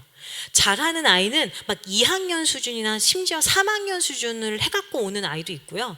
너무 떨어지는 애들은 엄마가 너무 신경을 안 쓰신 거죠. 그래서 제대로 그냥 우리 애는 기쁘고 즐겁게 학교 보내면 돼요, 이런 마음으로 보내셨나 봐요. 근데 그런 기쁘고 즐겁은 마음으로 집에서는 보내셨을지 모르지만 학교에 오면 그게 다 열등감의 바탕과 재료가 돼요. 학교 애들이 되게 잔인해요. 우리보다 떨어지는 애들은요 가차 없이 무시하거든요. 근데 얘네는요 말을 가려 하는 법도 없어요. 선생님 얘 그런 것도 몰라요, 바보예요 막 이래요. 멍청이, 똥꼬 막 이러거든요. 그렇기 때문에 한글을 열심히 가르쳐서 오셔야 하는데, 한글 교육을 보면 제가 저번에 같이 박은경 선생님이랑 이렇게 차를 마시다가 너무 지혜로우신 거예요. 제가 이야기하려는 방법을 쓰셨더라고요. 호기심 정치, 호기심을 이용하는 거예요. 일단 얘한테 자꾸 많이 읽어주세요. 근데 많이 읽어주시다 보면 어느 순간 얘가 이제 궁금할 때가 있을 거예요. 그러면 책도 일부러 다 안 읽어주시는 거죠. 읽다가 갑자기 가장 재밌는 데서 끊으세요. 그러면 엄마 어떻게 돼? 내일 말해줄게. 이렇게 되는 거죠. 그러면 그런 게 반복되면 너무 궁금해서 자기가 읽고 싶어져요. 그러면 엄마 이거 무슨 글자야? 이거 무슨 글자야? 이렇게 물어볼 때가 있어요. 물어보면 아, 얘 진짜 한글 교육이 시작할 때가 됐구나 이렇게 생각하시면 돼요. 근데 초등학교 1학년, 2학년 아이들 한글 교육이 어려운 이유는 뭐냐면 1학년, 2학년일 때 한글을 못 읽는 게, 쓰지 못하는 게 부끄럽고 창피한 일이라는 걸 지도 알아요. 그래서 엄마 아빠 앞에서도 안 읽고 안 쓰려고 하고요. 학교에서도 안 읽고 안 쓰려고 해요. 그러니까 자꾸 숨는 거예요. 그러다 보니까 자기는 그 당시엔 상처를 안 받겠지만 그게 자꾸 악순환이 되니까 얘는 계속 문해력 자체가 떨어진 상태에서 계속 가게 될 수 있거든요. 그래서 애가 숨으려고 할 때, 내 앞에서 안 읽고 내 앞에서 안 쓰려고 할 때가 진짜 위험할 때라는 걸 꼭 기억하셔서 편하게 해주셔야 돼요. 편하게 읽고 쓸 수 있게. 그러려면 엄마랑 같이 읽고 엄마랑 같이 쓰고, 아니면 아빠랑 같이 읽고 아빠랑 같이 쓰고. 근데 이게 돼야 되는 거죠. 그래서 호기심 꼭 이용하셔서 중간에 가서 꼭 끊어주시라. 근데 매번 그러시면 안 되겠죠. 애 성질 돋구지 마시고 가끔가다 한 번씩 궁금하게 해주시면 됩니다. 자, 초등 저학년에서는요, 읽기의 양을 채워주시는 게 되게 중요해요. 그러니까 많이 읽어주시는 거예요. 그런데 많이 읽어주세요라고 제가 말하면 어떤 어머님께서 이렇게 물어보시더라고요. 그러면 도대체 하루에 책을 몇 권을 읽어줘야 되나요? 이렇게 물어보시는 분 계시더라고요. 우리의 고정관념인 것 같아요. 많이 읽으라고 하면 여러 권을 읽으라는 이야기로 들리시나 봐요. 근데 여러 권을 읽는 것도 중요하지만 한 권을 반복해서 읽는 것도 정말 중요하죠. 저는 우리 애 키울 때 애들이 좋아하는 책이 정해져 있었거든요. 그래서 그 책은 정말 한 100번도 넘게 읽은 것 같아요. 그래서 읽기의 양을 채워주시는데 많은 권수를 읽어주실 수도 있지만 얘가 진짜 좋아하는 책은 이렇게 딱 정한 책, 아니면 이게 정말 중요하다고 생각한 책이 있으시면 그 책을 계속 반복해서 읽어주시는 거예요. 약간 읽기 샤워 같은 느낌 있잖아요. 글자가 계속 나한테 내 몸에 쭉 계속 들어오는 거죠. 자, 한글 맞춤법 공부랑 글쓰기를 좀 분리해 주셨으면 좋겠어요. 이게 무슨 말이냐면, 어떻게 그 글쓰기 하기 어렵다고 하는 분들 계시면 제가 애를 글쓰기 지도 그럼 어떻게 하세요 하니까 어떤 엄마가, 이게 도서관에서 있었던 건데 하는 말이, 그 엄마 애가 1학년 2학기였는데 얘가 이렇게 쓰잖아요. 그럼 자기가 이렇게 옆에서 보고 있다가 야, 너 틀렸잖아. 그래서 지우개 가져와. 그래갖고 이렇게 쓱쓱 지우고 야, 빨리 써. 이렇게 하신다는 거예요. 왜 그러냐면 맞춤법이 틀리는 걸 못 보시는 분들이 계세요. 근데 맞춤법이랑 글쓰기랑은 달라요. 이게 약간 위험한 발언이긴 한데, 맞춤법은 맞춤법 공부를 별도로 시켜주세요. 그러면 예를 들어서 아이들 왜 받아쓰기 있잖아요. 그럼 만약에 뭐 받아 써야 된다고 하면 받아쓰기 문장, 그래서 이게 리을이 아니야, 리을 비읍이야, 밟았어요, 비읍이 아니고 리을 비읍이야, 이런 거는 별도로 받아쓰기 문제로 문장제는 별도의 시간으로 해주셔야 되고요. 글쓰기는 그냥 맘대로 쓰게 해주셔야 돼요. 옆에서 허벅지를 막 꼬집으세요. 야, 진짜 저걸 맞춤법이 이렇게 하셔도 꾹 누르시고, 그래, 훌륭하다 하면서 맞춤법이 엉망진창이고 띄어쓰기 엉망진창이어서 읽기도 어렵고 도대체 알 수가 없는데도 불구하고 일단 얘는 무조건 많이 써야 돼요. 그래서 자꾸 쓸 수 있도록. 근데 그게 눈치를 보면서는 절대 안 써져요. 그래서 제가 그 어머님한테 뭐라 그랬냐면, 있잖아요, 우리가 김치찌개를 만드는데 김치찌개 만들어서 딱 줬더니 이제 만들고 있는데 남편이 옆에서 야, 너는 여기다가 김치를 좀 더 넣어야지. 그래갖고 싱거 먹겠어? 야, 소금을 좀 넣어야지. 그러면 어떻게 될까요? 네가 만들어, 이러잖아요. 그렇죠? 그런 것처럼 아이들도 글을 편하게 쓸 수 있게 그냥 둬야지, 글쓰기 할 때 계속 엄마가 제동을 걸고 잠깐만 이렇게 하면 얘가 쓰고 싶은 마음이 없어지고요. 그 다음엔 엄마를 보여주기 위해서 글쓰기가 하게 되는 거지, 진짜 글쓰기의 즐거움과 기쁨은 경험할 수 없다는 겁니다. 인간이 되게 단순하거든요. 그래서 왜 그 책에 보면 놀이하는 인간, 이런 책이 있어요. 인간은 무조건 재미를 따르게 돼 있어요. 재미있어야 하거든요. 글쓰기도 재미있어야 하고요. 책도 재미있어야 읽거든요. 이 재미없는 건 안 해요. 이걸 학습적인 걸로 하라고 하는 게 한계가 있는 거죠. 그러면 글쓰기를 자꾸 열심히 해서 아, 내가 글 좀 쓰네, 이런 생각을 가져야 얘가 재미있으니까 계속 쓰게 되죠.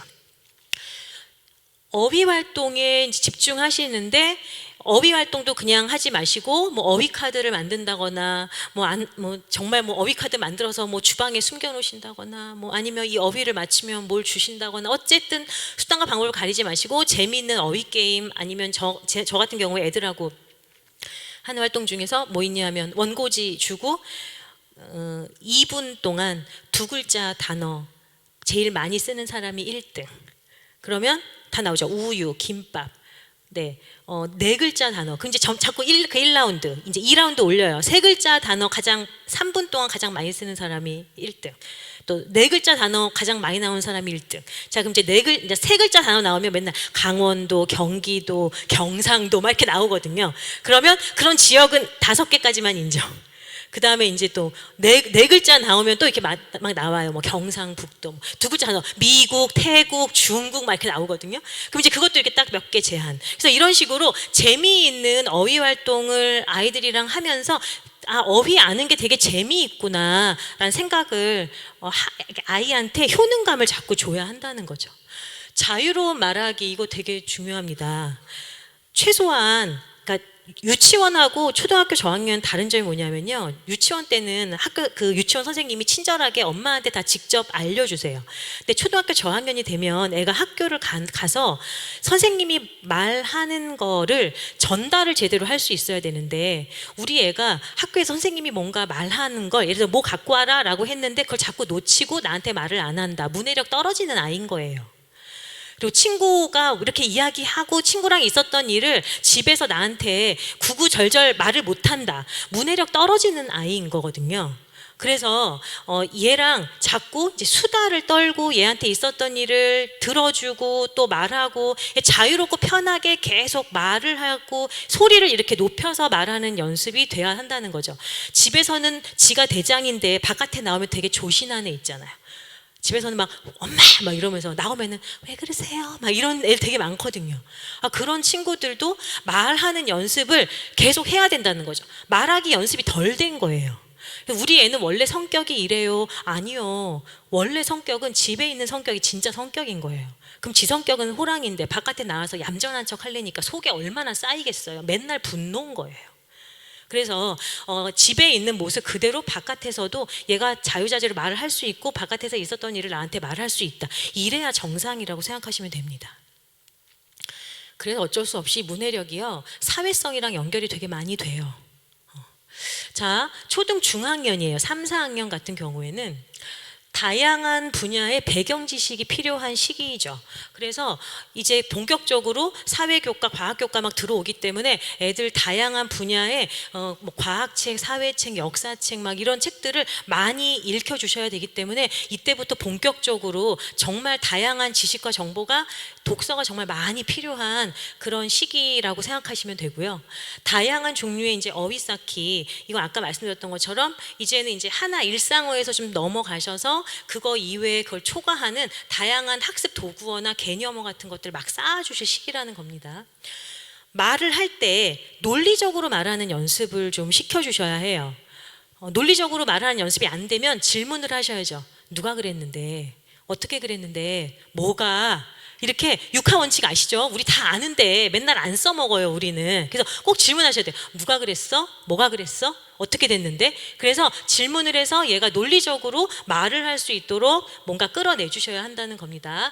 자, 말은 논리적으로 하고 글은 자유롭게 써야 해요. 그래서 혹시 자유로운 글쓰기를 아이랑 해보시거나 아니면 여기 계신 분 중에서 글쓰기 연습을 해보실 분이 계시면 제가 10분 글쓰기를 추천해 드립니다. 시간을 딱 재셔서 하나의 주제, 아주 쉬운 거를 이제 그냥 하시는 거예요. 뭐 예를 들면 옛날에 헤어진 친구 중에 가장 보고 싶은 친구에 대해서 10분 동안 쓰세요. 막 쓰는 거예요. 그러면 애랑 엄마랑 같이 막 쓴 다음에 서로 불러주는 거죠. 서로 같이 이야기하고요.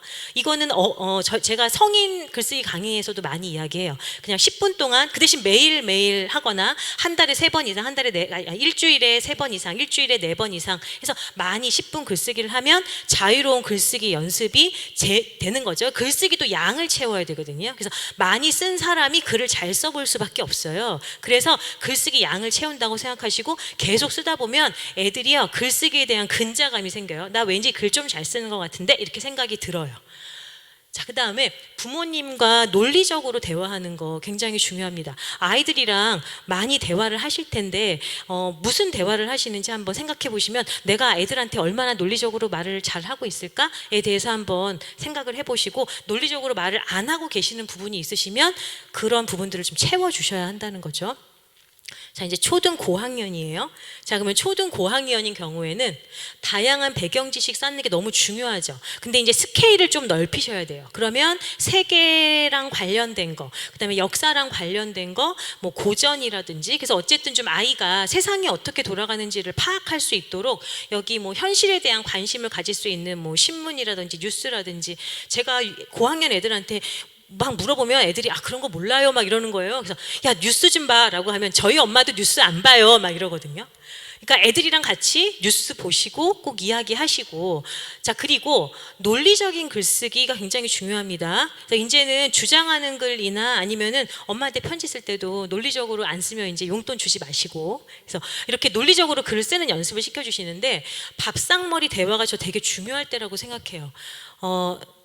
밥을 드실 때 어떤 이야기를 하시나 한번 생각해 보세요. 왜 제가 밥상머리 대화라고 하냐면, 이제 이렇게 고학년이 되면 애랑 대화할 시간이 맨날 학원 때문에 너무 뺑뺑이를 돌기 때문에 밥 먹을 때밖에는 진지하게 말할 시간이 없어요. 그러니까 밥상머리에서 무슨 대화를 하고 있을까? 야, 너 오늘 학원 몇 시 가는 거 잊어버리지 않았니? 너 숙제 뭐 했니? 이거에 대해서 말하고 있다. 그럼 반성하시고 밥상머리에서 진지한 대화를 하세요. 요즘에 이런 전쟁 때문에 이렇게 된다는데, 뭐 있잖아요. 이런 역사에 의하면 이런 일이 옛날에 있었는데 지금은 어떨 것 같아? 이런 거. 그래서 엄마나 아빠가 진지한 대화를 밥상 앞에서 아이랑 자연스럽게 하면서, 엄마 아빠가 역사 이야기를 많이 하면 애가 역사를 좋아하고요. 엄마 아빠 과학 이야기를 많이 하면 과학을 좋아하고요. 엄마 아빠가 예술에 대해서 많이 말하면 애들이 예술을 좋아해요. 근데 엄마 아빠가 먹는 거 이야기 많이 하면 먹는 거 좋아하겠죠. 그래서 내가 말하는 거대로 우리 애는 그걸 좋아하게 돼 있다라고 생각하시면 되겠습니다. 자, 이제 중등학년 이상이 나왔어요. 애들 되게 금방 크죠. 그래서 큰 아이가 중학교 이상인 친구들이 있을 텐데요. 이제 그런 분들 같은 경우는요, 읽기 지문을 좀 다양하게 생각을 해보실 필요가 있어요. 뭐냐면 읽는 것에 대한 개념 파괴가 필요해요. 왜 그러냐면 애들이 안 읽거든요. 진짜 안 읽어요. 그러면 뭐든지 읽으면 하여튼 기특한 거예요. 그래서 어떤 엄마들은 애들이 인터넷 소설 읽으면 막 따라다니면서 막 반대하시고 막 이런 분 계시거든요. 걔 그거 말고는 아무것도 안 읽는다. 그러면 인터넷 소설이라도 읽으면 그냥 기특한 거예요. 자, 그러니까 공부를 잘하는 아이는 높은 수준의 여러 가지 텍스트를 주시겠지만, 높은 수준이 아닌 아이들, 정말 공부를 안 하고 학습을 안 하는 친구들인 경우에는 만화도 좋고 인터넷 소설도 좋고 모두 좋으니까 아무것도 안 읽는 것보다는 그래도 뭐라도 읽는 게 낫다는 거죠. 그래서 다양한 읽기를 막지 마시고, 이제 그 대신 얘가 너무 수준 미달인 것만 너무 읽으려고 할 때 있겠죠. 그럴 경우에는 수준 있는 거랑 섞어 주셔야 되겠지만, 어쨌든 여러 가지를 안 읽는 것보다는 읽는 게 낫다 라고 기본 베이스를 깔고, 그 다음에 나머지를 좀 통제를 하시면 오히려 조금 더 아이들 입장에서는 숨을 좀 트이지 않을까라고 생각을 합니다. 자, 교과 심화 독서 필요합니다. 어려운 책 당연히 읽어야 되겠죠. 어떤 어머니랑 지금 제가 상담 주간이에요. 그래서 엄마들이랑 상담을 하고 있는데, 중학교 1학년 엄마들이랑 상담을 했는데 맨날 자기 아이들 수준의 책만 본다고 생각을 하시는 거예요. 근데 아시죠? 고등학교 1학년 올라가면 갑자기 수행평가가 사피엔스를 읽고 그 사피엔스에 대해서 뭔가 이야기하거나 뭔가를 쓰는 게 수행평가예요. 그럼 우리 애는 중학교 때 초등 6학년 수준의 책만 읽었는데 고등학교 1학년 올라간다고 갑자기 사피엔스를 얘가 읽을 수 있게 되나요? 전혀 아니거든요.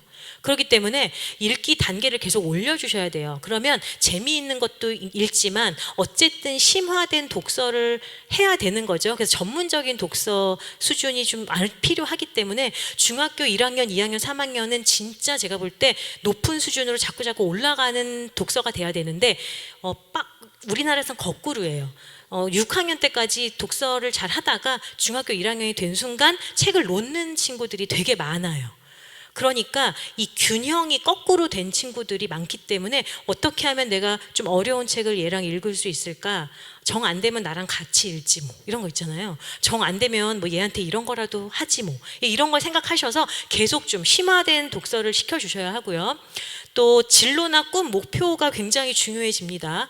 무조건 읽어라라고 해서 읽어지지가 않기 때문에 중학교 이상인 아이들에는요, 왜 그걸 읽어야 하는지, 그 다음에 왜 그 책을 읽어야 하는지가 되게 필요한 거죠. 그럼 예를 들어서 우리 애한테 미리 우리 어느 고등학교 갈까? 그래, 이화여고 간다고? 그래, 그럼 이화여고에서 추천 도서가 있을 거예요. 그거 먼저 리스트를 구하셔서 그럼 이거 너가 가고 싶은 학교에서 이 정도 책은 읽어야 한다는데 이거 그러면 우리 중학교 때 미리 읽어놓자. 그래서 그거를 읽으신다거나 그다음에 너 이런 방향, 너 과학 이런 거 좋아한다면서 저희 애 같은 경우 화학자가 옛날에 꿈이었어요. 지금 그쪽은 아니지만 그래서 얘는 일부러 제가 화학 관련된 아주 어려운 책부터 되게 쉬운 책까지 골고루 사줬거든요. 막 중학교 때 막 엔트로피 막 이런 책 사가지고 같이 막 이렇게 줬어요. 읽어보라고. 그러니까 이게 얘가 관심 있어 하는 분야의 책을 또 그런 어떤 분야가 너 뭐 될 거야 라고 하면 그 분야의 책들을 얘들한테 읽어라 라고 해야 얘가 한번 읽어볼까? 이제 이런 생각이 든다는 거죠. 자, 그럼 여기 보시면 마지막 5번 완전 별표입니다. 이거 진짜 중요한 거예요. 부모님과 대화가 왜 중요하냐면 시사적인 사안에 대해서도 엄마 아빠랑 같이 이야기를 하지만 이거죠. 정서적인 교류가 되게 중요한데 중학교 이후에 되면 이제 어떤 사태가 벌어지면 이런 거예요. 우리 엄마가 너무 불쌍해서 내가 그렇게 나한테 공부하라 하니까 그래 내가 불쌍하니까 공부 좀 해준다. 약간 이런 느낌인 거예요. 자, 근데 평소에 엄마랑 사이가 되게 나빠요. 근데 공부해라라고 하면 엄마가 불쌍할까요? 또 시작이다 이렇게 되거든요. 그러니까 엄마가 되게 엄마랑 좋은 관계 혹은 아빠랑 되게 좋은 관계여서 아빠 불쌍해서 그래 자꾸 공부해달라니까 좀 해주지 뭐 이런 마음이 되도록 좋은 관계를 유지하셔야 중학교 고등학교까지 아이를 계속 공부시킬 수 있다는 겁니다. 자, 그러면 책을 읽고 줄거리를 말하는 게 되게 어려워요. 이런 아이들이 많이 있어요. 그러니까 지금 제가 이제 쭉 말씀드리는 거 몇 개가 있는데 이거는 출판사에서 이 책을 이제 북콘서트를 제가 했는데 그때 참가하시는 분들의 설문조사를 해서 저한테 질문을 넘겨주신 거예요. 이제 그 중에 몇 개를 갖고 왔는데 책을 읽고 줄거리를 말하는 게 어려워요. 라는 아이들이 있거나 혹은 엄마들이 있으신 경우에는 일단 줄거리를 요약해서 말한다는 건 그 책에 중요하지 않은 부분은 다 빼고 줄기만 남겨놓는다는 거거든요. 근데 요즘 책은 읽어보시면 알겠지만요. 어떤 책은 시간이 앞으로 갔다 뒤로 갔다 앞뒤로 갔다 막 이렇게 왔다 갔다 해요. 그다음에 어떤 책은 사건이 너무 복잡하기도 하고요. 등장인물이 너무 많기도 하고 요즘은 또 포스트 모더니즘이잖아요. 동화책인데 줄거리가 없어요. 그러니까 사건이 없어요. 얘들이 볼 때는 그냥 밥 먹고 뭐 하고 끝났는데 여기서 뭘 읽어야 돼요? 이런 책도 되게 많다는 거죠. 그래서 그런 책으로 읽은 다음에 줄거리를 말해봐 라고 하면 안 되고 사건이 하나 혹은 두 개만 나오는 거, 그 다음에 등장인물도 많지 않아요. 한 2명 정도, 한 3명 정도 나오는 거, 그 다음에 시간 순서도 앞에서 아침, 점심, 저녁, 그 다음날 이렇게 앞에서 순행적으로 이렇게 가는 그런 책을 먼저 고르셔서 그거부터 먼저 읽고 글로 못 쓰겠으면 그냥 말하라고 하시면 돼요. 말로 하고 혼자 말하기 싫어요? 그럼 엄마랑 둘이 같이 한 사건씩 첫 번째 그랬는데 그 다음 어떻게 됐어? 릴레이 게임 하듯이 이렇게 연결해서 엄마랑 게임 하셔도 되고 아니면 애랑 엄마랑 질문을 하세요. 사실적으로 질문하면 돼요. 야 그거 뭐였니? 애가 답을 하겠죠. 근데 이렇게 계속하면 애가 엄마 나 취재해? 이렇게 되거든요. 그리고 기분 나쁘죠? 그러면 애는 엄마한테 또 질문을 해야죠. 그럼 이제 누가 말해야 되냐면 엄마가 대답을 해야죠. 그러니까 그렇게 되면 얘가 엄마랑 동등하게 혹은 아빠랑 동등하게 질문을 하고 답을 한다는 생각 때문에 그게 그 활동이 싫지 않고 어쨌든 질문을 하고 답을 하게 되거든요. 그래서 그런 식으로 집에서 물어볼 때도 아이 기분 상하지 않게 동등한 에서 그래서 문제를 같이 맞춘다, 혹은 릴레이 줄거리를 같이 확인한다, 이런 식으로 해서 말하고 그다음에 그게 익숙하면 줄거리를 쓰기로 가면 됩니다. 그리고 독서록을 쓰실 때 독서록을 한 편을 다 쫙 쓰는 게 되게 어려우실 수 있잖아요. 그런 경우에는 아이한테 그냥 줄거리 7줄 이상 혹은 5줄 이상, 생각 느낌 5줄 이상, 7줄 이상, 이런 식으로 그냥 분량을 아예 딱 정해줘서 그 분량만큼 쓰게 하시는 방법도 있어요. 자, 책 읽는 속도, 집중력이 약한데 책을 많이 읽으면 개선될까라고 하는데, 이거는요 오히려 책을 읽는 속도가 너무 빠른 게 요즘 애들은 문제고요. 천천히 읽으라고 이야기를 하거든요. 그래서 또 정독을 해서 꼼꼼하게 천천히 읽으라고 계속 이야기하는데, 너무 책을 느리게 보는 아이가 있거든요. 그런 경우에는 얘가 집중을 잘 못한다거나 아니면 읽기가 아직 연습이 안 된 거거든요. 그래서 집중할 수 있는 환경과 분위기를 만들어 주시는 게 되게 중요해요. 자, 그러면 집중력을 어떻게 키워야 되느냐, 이게 쉬운 문제가 아니죠. 제가 봤을 때는요 정답이 있는 건 아니에요. 아이마다 조금씩 다 다르거든요. 근데 일단 좀 깨끗하게 해놓으실 필요가 있어요. 주변을 너무 지저분하게 막 뭐가 막 물건들이 막 이렇게 돼 있으면 일단 머리가 산란해요. 그러니까 좀 정리정돈을 좀 해놓으실 필요가 있고요. 그 다음에 미디어 노출 시간이랑 집중력은 굉장히 비례하게 나빠져요. 그래서 미디어 노출 시간을 획기적으로 좀 줄여주실 필요가 있고요. 그리고 이 아이한테 이제 이런 거 있죠. 미션을 주세요. 그러면 그 미션이 끝나면 다른 걸 또 주시면 안 돼요. 그러니까 어떤 엄마 있냐면 이걸 줬어요. 근데 했어요. 다른 걸 또 줘요. 또 해요. 다른 걸 또 줘요. 그러니까 얘 입장에서는 집중해서 빨리 할 필요가 없는 거예요. 그냥 천천히 하면 되는 거예요. 그러다 보니까 이거 하다가 저거 하다가 막 이렇게 되잖아요. 그래서 아이가 하나의 활동만 집중할 수 있도록, 놀려면 놀이에 집중할 수 있도록 시간을 주시고, 그다음에 이걸 해야 된다. 그러면 요거에 대해서 집중할 수 있도록 그럼 요것만 하고 다른 거 아무것도 안 시킬게. 그것만 하고 놀아. 이렇게 이렇게 미션을 정확하게 주시고 그 미션을 빨리 수행하면 다른 거에 대해서는 이야기하지 마셔야 된다는 거죠. 말해야 할 게 있으시면 오히려 한꺼번에 국어는 뭐 하고 수학은 뭐 하고 영어는 이거 해놔. 3개 하고 그다음엔 끝. 맘대로 놀아. 이렇게 하시던지. 그래서 뭔가 이렇게 구분을, 공부 시간과 노는 시간을 정확하게 구분을 해서 얘한테 알려주시고, 그것 때문에 얘가 계속 내가 뭔가를 해야 된다, 이거 어차피 안 끝나, 빨리 해봤자 소용없어, 이런 생각을 가지지 않도록 하는 게 되게 중요합니다. 그리고 또 하나는 선택권을 주셔야 될 필요가 있어요. 그러니까 자기가 좋아하는 활동을 선택해서 그거를 하게 해주시고, 자기가 좋아하는 책을 선택해서 그걸 읽게 해주시고, 그래서 아이한테 선택권을 줄수록 집중력이 높아지거든요. 그래서 그런 선택권을 아이한테 좀 넘겨주시는 것도 필요해요. 근데 얘가 무에서 주면 너무 이상한 걸 고를까봐 두려워요 라고 하시면 아예 그냥 좋다고 생각하는 걸 2-3개를 골라서, 자, 3개 중에 골라봐, 2개 중에 골라봐. 중요한 건 골라봐가 중요한 거예요.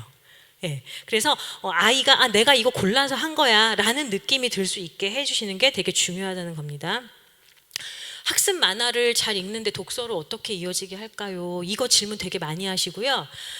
이런 분이 계셨어요. 제가 저번에 북콘서트 했는데 어떤 분이 초등학교 1학년인데 애가 만화를 너무 좋아한대요. 수백 권을 읽었을 거래요. 그렇기 때문에 자기 아이는 독서는 안 해도 되고 문제 없다, 이렇게 생각하시는 분도 계시더라고요. 그러니까 만화는 제가 볼 때는요, 그 초기 입문 도입 단계예요. 그러니까 재밌으니까, 과학책 되게 재밌잖아요. 그러니까 과학 만화를 열심히 읽어요. 아니면 역사가 어렵잖아요. 그러니까 역사 만화를 열심히 읽어요. 세계사 만화를 열심히 읽어요. 그럼 거기에 대한 기본적인 베이스, 배경 지식이 일단 먼저 넣어진 상태에서는 그거보다 한 단계 어려운 줄글책으로 이제 넘어가야죠. 그러면 그거보다 조금 더 아는, 좀 더 그 세계사 혹은 역사에 대한 지식이 좀 더 담겨 있는 책을 아이한테 주시면 돼요. 이런 말이 있죠. 많이 알수록 재미있는 거죠. 모르니까 재미없는 거거든요. 그래서 배경 지식이 일단 많이 있으면 그게 재미있어질 수밖에 없기 때문에, 얘가 많이 읽는 만화를 보셔서 뭐 Y 과학을 많이 읽어요. 그러면 그 Y 과학보다 정보가 조금 더 들어간 줄글책을 이제 아이한테 주시는데, 아예 줄글책을 안 읽으려고 하는 친구도 있거든요. 그래서 그런 경우에는 엄마의 딜 능력이 필요하세요. 예를 들면 10권을 읽으면 처음에는 만화책 한 한 6권 읽으면 줄글책은 한 4권 읽어야 돼. 혹은 만화책 7권 읽으면 줄글책 한 6권, 뭐 5권을 읽어야 돼. 이런 식으로 이렇게 분량을 좀 이렇게 비율을 정해 주셨다가 점점점 줄글책을 늘려 주시고 만화책을 조금 줄여 주시면 좋겠고요. 그리고 그 만화책에 나오는 게 또 뭐가 문제냐면 지식이 이렇게 쪽 지식이 많긴 많은데 이게 흥미 위주다 보니까 진짜 진실이 아닌 건데 재미를 위해서 거기 안에다가 집어넣는 경우가 많이 있어요. 예를 들어 역사 만화 같은 경우에는 실제로 있는 등장인물이 아닌데 재미를 위해서 거기다 막 집어넣어요. 그럼 얘는 진짜 그런 인물이 세종대왕이랑 되게 친한 줄 알고 그렇다고 생각하거든요. 그러니까 만화에서 그치시면 안 되고 반드시 줄글책으로 넘어가셔야 되는데 한 번에 넘어갈 수는 없다. 그러니까 비중을 이렇게 조금씩 줄이셔서 나가면 되고요. 그리고 어차피 만화책은요 한 권도 안 읽게 하겠다는 건 불가능한 거예요. 그런 꿈은 버리시고 애들이 요즘엔 다 핸드폰으로 만화를 다 보기 때문에 그냥 만화를 보는 건 어쩔 수 없지만 줄글책과 같이 보게 한다. 그러면 일단 줄글책의 시작은 얘가 재미있는 거, 흥미있는 것 쪽으로 먼저 시작을 한다고 생각하시면 비율을 조정하시면 되겠습니다. 자, 책 읽기를 어떻게 하면 글쓰기랑 연결시킬 수 있을까요? 이게 이제 마지막 질문인데요. 그 글쓰기는 아까 말씀드렸던 것처럼요. 어른이나 아이나 똑같아요. 그러니까 내가 잘 쓴다는 생각이 있어야 글을 쓸 수 있거든요. 그러려면 아까 제가 완전 초기 단계는 아까 말씀드렸던 것처럼 10분 글쓰기 같은 거를 일단 그냥 해보세요. 그냥 일주일에 며칠이라도 그 대신 아주 쉬운 주제 있잖아요. 정말 누구라도 쓸 수 있는 거. 내가 받은 선물 중에 가장 마음에 드는 것은 무엇일까요? 그거에 대해서 설명하세요. 쫙 이렇게 쓰는. 그래서 그런 간단한 거라도 계속 해보시면 나는 글을 잘 쓰는구나. 쉽게 쓰는구나. 백지에 대한 공포가 없어지거든요. 그래서 백지에 대한 공포가 줄어드는 게 되게 중요하고 또 학교 글쓰기는요. 저도 학교 수업을 나가보지만요. 문제가 뭐냐면 너무 학력 격차가 심한 애들이 한 교실에 다 몰려 있다 보니까 선생님들이 글쓰기를 내주실 때 3줄 써라, 4줄 써라, 2줄 써라 이렇게 내주세요. 6학년인데도. 이렇게 되면요 글쓰기가 늘지 않아요. 아까 말씀드렸던 것처럼요 읽기도 그렇지만 쓰기도 양이 채워져야 되거든요. 양이 채워져야 되는데 3줄 4줄 써갖고 어느 시절에 양이 채워지겠습니까? 그렇기 때문에 일기도 괜찮아요. 초등 저학년 같은 경우에 일기 쓰게 하는 거 참 좋은데 1, 2학년 어머님들 중에서 그럼 우리 애는 너무 나열형 일기만 쓰는데 어떡하죠? 막 이렇게 말씀하시는 부모님도 계시거든요. 근데 얘가 글을 좀 쓰면 거기서 글감 하나를 골라서 어떻게 하세요 이렇게 말씀을 드리지만 얘가 글 자체를 거부하거나 아니면 글쓰기 자체가 너무 어려워하는 친구가 있다면 그냥 나열형이든 뭐든 그냥 쓰라고 하면 돼요. 그럼 나열형 일기를 쓰다가 보면 한 3학년 때쯤 되면 얘가 그렇게 일기 쓰면 안 된다는 걸 자기도 알고 엄마한테 또 좀 듣기도 하고 또 달라지거든요. 그러니까 일단 뭐든지 쓰게 해라. 독서록도 아까 독서록 처음 가운데 끝 이렇게 완성된 글쓰기가 어렵다 하면 뭐 줄거리 몇 줄, 생각 느낌 몇 줄 이렇게라도 어쨌든 뭐든지 얘가 일정 비율 이상은 계속 쓰게 만드셔야 그래야 얘가 글쓰기 양을 채울 수 있고요. 글은요 잘 쓴 애가 더 잘 써요. 왜 그러냐면 아까 말씀드렸던 것처럼 자신감이 있기 때문에 그러거든요. 자신감이 한번 심어주기가 어렵지 그 다음에는 굉장히 그건 붙으면 되게 탄력이 붙어요. 근데 그 자신감이라는 게 객관적으로 봐서 정말 잘 써서 자신감이 붙는 게 아니에요. 이상하게 글을 써도 자기가 많이 쓰면 자신이 있어져요. 그래서 원고지든 뭐든 간에 저는 그래서 그냥 개인적으로 원고지를 선호하거든요. 분량을 말하기가 되게 쉬워요. 그래서 와, 너 500자 썼어? 와, 너 700자 썼어? 이렇게 쓰면 와, 내가 좀 쓰는데? 이런 생각이 듭니다. 그래서 뭔가 이렇게 사람이 인간이 되게 계량적이에요. 그래서 그 숫자로 빡빡 드러나면 나 뭔가 잘하는 것 같은데 이런 느낌 들거든요. 그래서 그렇게 분량을 좀 늘려주시면 그러면 좋을 것 같습니다. 자, 제가 부탁한 건 자 여기까지. 전소장님 질문지 좀 갖다 주세요. 제가 이거 들으면서 한 가지 질문지 오는 동안에 궁금한 거는 아이들이 굉장히 저를 주세요. 굉장히 일찍 영상을 접하잖아요. 유튜브나 엄마들이 급할 때 많이 보여주는 게 영상인데 네. 이게 부정적 영향에 대한 얘기는 많은데 이걸 좀 더 우리가 긍정적으로 활용하고자 하면 영상을 보고 이해하는 것이 문해력을 이해하는 것과 연관관계와 이거를 좀 더 어떻게 잘 풀어서 애들한테 효과적으로 할 수 있는 방법이 뭘까? 이게 엄마들한테도 참 좋은 팁이 될 것 같은데. 네네. 제 책의 마지막 챕터가 미디어 교육이거든요. 그러니까 현실적으로 미디어를, 그러니까 동영상, 유튜브 동영상을 보지 말라는 거는 제가 볼 때는 불가능이고요. 그거는 시대를 역행하는 상황이에요. 이제 그러면 얘네들한테 어떤 거를 보게 하냐가 중요한 거죠. 애들이 보는 컨텐츠를 좀 보시면 이게 진짜 쓸데없는 뭐 흔한 남매 이런 거 진짜 많잖아요. 그런데 흔한 남매를 보지 말라 그래서 안 봐지는 건 아니지만 그래도 얘가 의미 있거나 좀 뭔가 이렇게 정보나 지식이 담겨져 있는 좋은 그 미디어들이 굉장히 많이 있어요. 그거를 어떻게 하시면 제 생각엔 좋을 것 같냐면 문해력이랑 연결하면 이런 거예요. 긴 동영상 말고 1분짜리 뉴스, 뭐 1분 30초짜리 뉴스 이런 거 있잖아요. 그리고 요즘에는 뭐 최재천 교수님이나 아니면 되게 유명한 분들이 이렇게 짧게 찍는 뭐 10분짜리 뭐 이런 이런 거 되게 많거든요. 그래서 그런 거를 보고 다시 이야기, 그러니까 이걸 다시 그대로 이야기하게 시키는 거예요.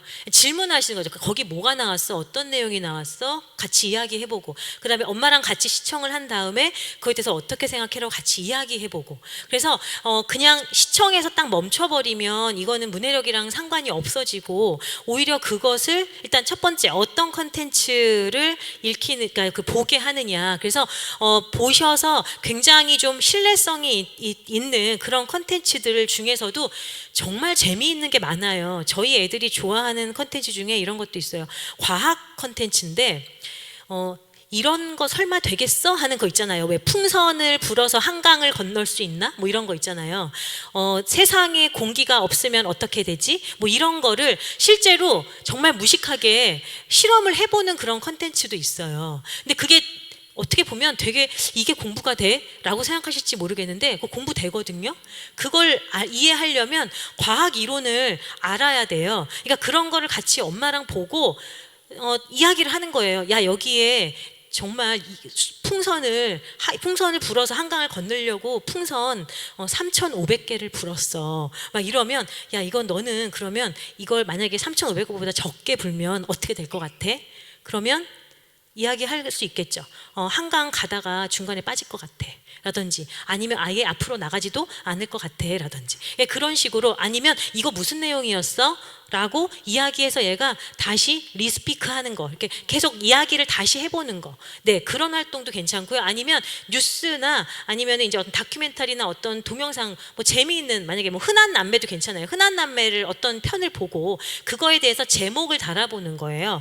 그 제목 자체가 요약이잖아요. 그래서 아무 제목이나 다는 게 아니라 그 흔한 남매에 나왔던 그 내용이랑 관련된 제목을 한번 붙여봐. 이걸로 만약에 네가 누구한테 소개를 한다면 이거 어떤 동영상이라고 하고 소개할 거야? 뭐 그런 거. 네, 제목을 붙여본다거나 아니면 아주 짧게 정말 요약을 한 3줄 이렇게 2줄, 1줄 이렇게 요약을 해본다거나 뭐 그런 활동들을 할 수가 있고요. 그리고 컨텐츠 자체를 이게 정말 진짠가 가짠가 이런 거를 엄마랑 같이 이야기해보는 거 비판적 사고력이잖아요. 그래서 미디어 리터러시 관련돼서 이런 비판적 사고력이 굉장히 좀 중요하고 또 하나는 제가 챗 GPT 이야기를 잠깐 드리려고 하는데 여기 이제 성인도 있고 이제 저희 아이도 그렇지만 대학생들도 있잖아요.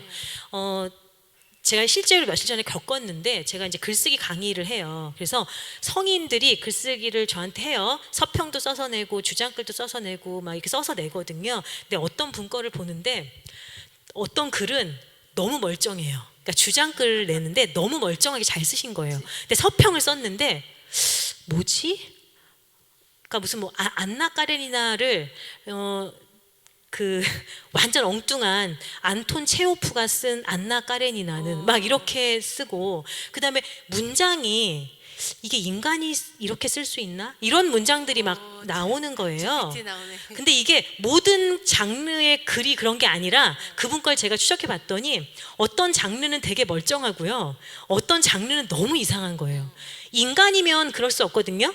못 쓰는 사람은 어떤 장르든 계속 못 쓰고요. 잘 쓰는 사람은 어떤 장르든 다 잘 써요. 근데 어떤 장르는 못 쓰고 어떤 장르는 잘 썼다는 건 챗 GPT를 이렇게 활용해서 그걸 이렇게 갖다 붙였다는 거거든요.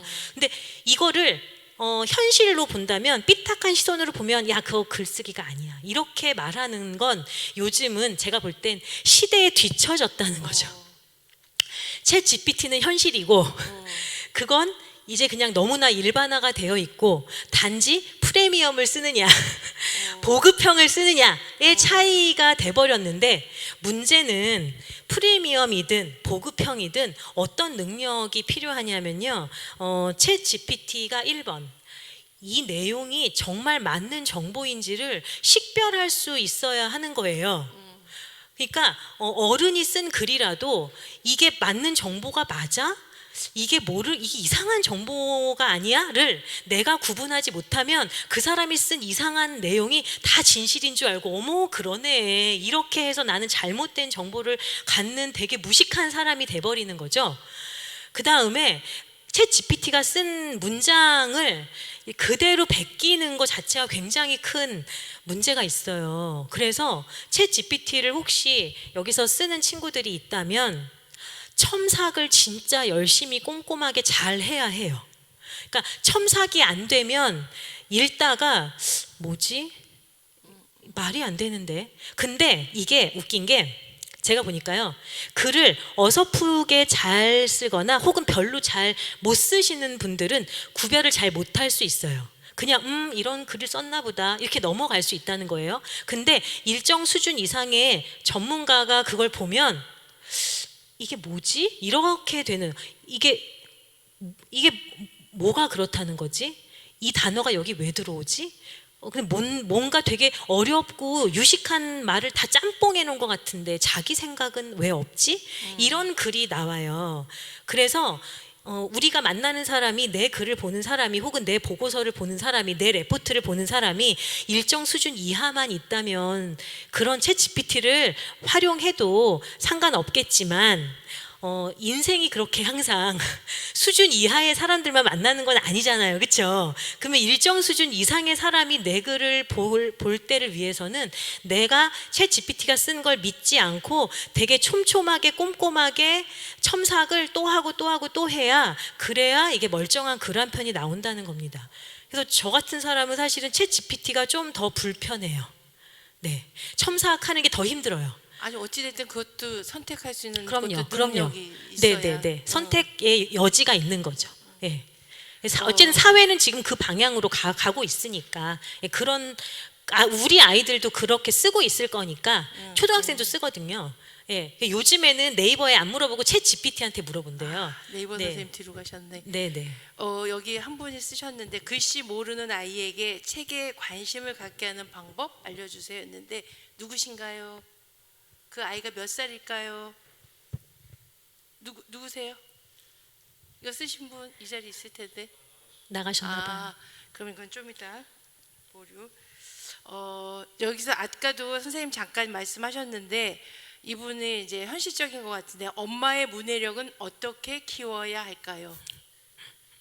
아이는 학교에서 많이 듣고 배우고 자라가는데 점점 아이의 지식을 따라갈 수 없네요. 아이와 깊은 대화를 나누고 싶은데 엄마의 문해력을 키우는 방법을 알고 싶습니다. 제가 아까 약간 말씀드렸지만 부모랑 아이랑 식탁에서 하는 얘기가 그 아이의 관심사가 된다고 이야기했잖아요. 제가 좋은 사례인지는 잘 모르겠어요. 그냥 하나의 저희 집 사례를 하나만 말씀드릴게요. 그러니까 성인 문해력이 사실 올리기 되게 어렵거든요. 너무나 많은 책을 읽으실 능력과 시간과 여력이 안 되시는 분들도 굉장히 많으시잖아요. 그러면 내가 관심 있는 분야의 하나의 책을 어려운 책을 정말 여러 번 읽으세요. 정말 여러 번 읽으셔서 그 분야에 대해서 아이랑 이야기를 해도 저는 그 한 분야라도 애가 제대로 엄마랑 아빠랑 이야기를 하기 시작하면 그 분야에 대해서 관심을 가지게 되고 그다음에 그 분야에서 파생해서 다른 거도 막 관심을 갖게 되거든요. 그냥 좀 창피한 이야기지만 그냥 하나의 사례를 말하면 저희 남편이 정말 책을 안 읽습니다. 진짜 책을 안 읽어요. 1도 안 읽습니다. 자, 그런데 아주 오랫동안 읽는 딱 한 종류의 책이 있어요. 뭐냐 하면 로마인 이야기 1권부터 10권인가요? 그거를 한 거짓말 안 보태고 50번 이상 읽었을 거예요. 그것만 계속 읽었어요. 다른 책은 아무것도 안 읽거든요. 그런데 자기가 읽은 50권을 가지고 그러니까 그 1권부터 10권까지 10권의 로마인 이야기를 가지고 식탁에서 아이들이랑 이제 로마인에 대한 자기가 알고 있는 지식을 막 이야기를 하죠. 그래서 저희 애들이 역사를 둘 다 되게 좋아하고 세계사를 좋아하는데 제가 볼 땐 그거는 저의 영역이 아니라 남편이 식탁에서 끊임없이 로마인 이야기 책에 대해서 주리를쫙 말했기 때문에 그렇다고 생각해요. 근데 처음에는 왜 저 얘기만 해? 라고 생각했는데 가만히 생각해 보면요. 로마인 이야기에 나오는 그 로마 역사가 지금의 서양의 역사거든요. 그러면 이게 자연스럽게 세계사랑도 연결이 되고요. 그 다음에 뉴스가 나오면 그 뉴스랑 옛날 로마인 이야기를 또 연결해서 이야기할 수 있어요. 그러니까 새끼에 새끼를 칠 수 있는 거죠. 그래서 일단 성인 문해력은 아까 제가 말씀드렸던 것처럼 성인 문해력 뭔가 읽고 쓰기를 더 잘하고 싶으시다. 글쓰기는 10분 글쓰기부터 일단 당장 시작하시고 그 다음에 읽기도 짧은 그 사설이나 칼럼 신문에 나오는 거 보시고 요약 연습 한 문단씩 이렇게 요약 연습 꾸준히 한번 해보시고 그 다음에 이제 책을 아주 어려운 책 못 읽겠으면 목표가 아이들이 읽는 책만이라도 읽는다. 그래서 아이들이 읽는 책을 읽어보시는데 여기서 한 끗 달라야 우리 애가 존경하는 엄마 아빠가 되는 거잖아요. 안 그러면 엄마 아빠가 도대체 아는 게 뭐야 이렇게 되거든요. 그러니까 한 끗 더 하시려면 저희 남편처럼 이렇게 어려운 책을 선정하셔서 그거를 읽고 또 읽고 또 읽고 해서 그 파트에 대해서 아이랑 이야기를 하셔서 그 파트에 대해서는 우리 아빠가 최고로 잘 알아, 우리 엄마가 최고로 잘 알아 하는 것도 전 나쁘지 않은 방법이라고 생각해요. 빨리 올릴 수는 없으니까. 빠르게 좋은 방법이네. 아주 현실적인 이야기라고 했습니다. 어떤 분이 문해력이 떨어지는 큰 요인이 뭐가 있을까요? 했는데 많이 지금 얘기하셨는데 그래도 각 가정마다 나름대로 어떤 진단의 요인을 딱 집어서 말할 수 있다면 뭘까라는 아주 세밀한 궁금증인 것 같아. 너무 그러니까 너무 다양한데 예, 당연한데. 그냥 제가 가장 최근에 만난 아이 이야기를 해드릴게요. 초등학교 2학년인데 아까 걔예요. 학교에서 불러가지고 그러니까 엄마 불러서 얘가 친구들 말도 잘 이해를 못하고 그 다음에 가정통신문을 써줘도 제대로 써가지도 못하고 그 다음에 선생님이 이야기해도 그걸 엄마한테 잘 전달을 못해서 제대로 이렇게 뭔가 전달이 잘 안 돼요 라고 하는 친구예요. 이 친구가 이제 그러니까 작년에 그래서 이제 나머지 반이라고 해야 되나요? 그 무슨 학교마다 반 이름이 다른데 이게 좀 떨어지는 친구들, 그러니까 문해력이 좀 떨어지는 친구들을 모아놓고 이제 그 하는 반이 있어요. 그래서 그 반에서 많이 공부를 하긴 했는데 거기 들어가니까 친구들이 놀리는 거예요. 쟤 저 반에 들어간 애야 이렇게. 낙인이 찍히게 되는 거거든요. 그래서 친구들 사이에 한번 낙인이 찍히면 회복하기가 어려우니까 얘가 이 엄마도 애를 그 나머지 반에 보내면 좋은 걸 알지만 나머지 반을 들여보낼 수가 없는 거예요. 저랑 뭘 했냐면 문해력이 그 친구가 약한 이유는 첫 번째로 쓰기 싫어하고 읽기 싫어해요. 근데 왜 쓰기 싫어하고 읽기 싫어하냐고 제가 살펴보니까 쓰면 잘 못 쓸까봐 무서워서 못 쓰겠고 읽으면 잘 못 읽을까봐 무서워서 못 읽는 거예요. 그러니까 엄마 앞에서도 잘 못하고 학교에서는 더 못하겠죠. 그러니까 자꾸 숨으려고 하다 보니까 문해력이 좋아지지 않는 거예요. 제가 볼 때는요, 아까 말씀드렸지만 일단 양이 중요하다고 말씀드렸잖아요. 어휘력하고. 그래서 그 친구랑 첫 번째는 뭘 하냐면 어휘 카드를 하나씩 이렇게 책을 읽다가 모르는 어휘가 나오면 되게 빳빳한 종이, 예쁜 종이에다가 이렇게 어휘랑 뜻을 이렇게 써서 그 단어 카드를 일주일에 뭐 3개면 3개, 5개면 5개 외워서 저한테 가지고 오면 제가 그걸 물어봐요. 그 물어봐서 맞으면 제가 카드를 걔한테 하나씩 넘겨줘요. 그러니까 카드를 쉽게 말하면 따먹는 거예요. 카드를 따먹어서 지금 따먹은 카드가 이만큼 두껍게 됐어요. 그리고 책을 그 엄마한테 제가 말씀드려서 그 도서관에서 하루에 한 권씩, 그러니까 일주일이면 7권이에요. 그래서 읽은 책 제목만 쓰라 그랬어요. 책 제목만, 몇 월 며칠 책 제목모, 몇 월 며칠 책 제목모 이렇게 쫙 써서 제가 7개 된 거 체크만 해줘요. 그러면 10개를 쌓인 10개를 모으면 엄마한테 원하는 뭐죠? 하여튼 뭔가 선물을 얘가 하나씩 이렇게 획득할 수 있어요. 그리고 일기를 일주일에 2편 이상 꼭 써야 돼요. 근데 일기를 제대로 못 쓰겠죠. 정말 나열형을 써요. 어떻게 쓰냐면 아침에 일어났다, 책가방을 메고 학교를 갔다, 학교에서 급식에 뭐 나왔는데 맛이 없었다, 옆에 친구가 뭐 했다, 집에 왔다, 이렇게 써요. 자, 근데 걔한테 지금 일기는 이렇게 쓰면 안 되고 글감을 잡아서 막 이렇게 전문적으로 코칭할 수가 없죠. 얘는 지금 일단 쓰기 양을 채워야 되잖아요. 그래서 열거식이고 뭐고 좋으니까 일단 2편씩 계속 써. 근데 그게 지금 몇 개월이 됐거든요. 엄마가 어제 갔더니 너무 좋아하시면서 학교 선생님이 부르셨는데 깜짝 놀라셨다는 거예요. 완전 다른 애가 됐대요. 이제는 이게 그 읽고 쓰기가 어렵지 않대요. 그러니까 일단은 1번은 특히 초등학교 저학년 같은 경우에는 양을 채워주셔야 돼요.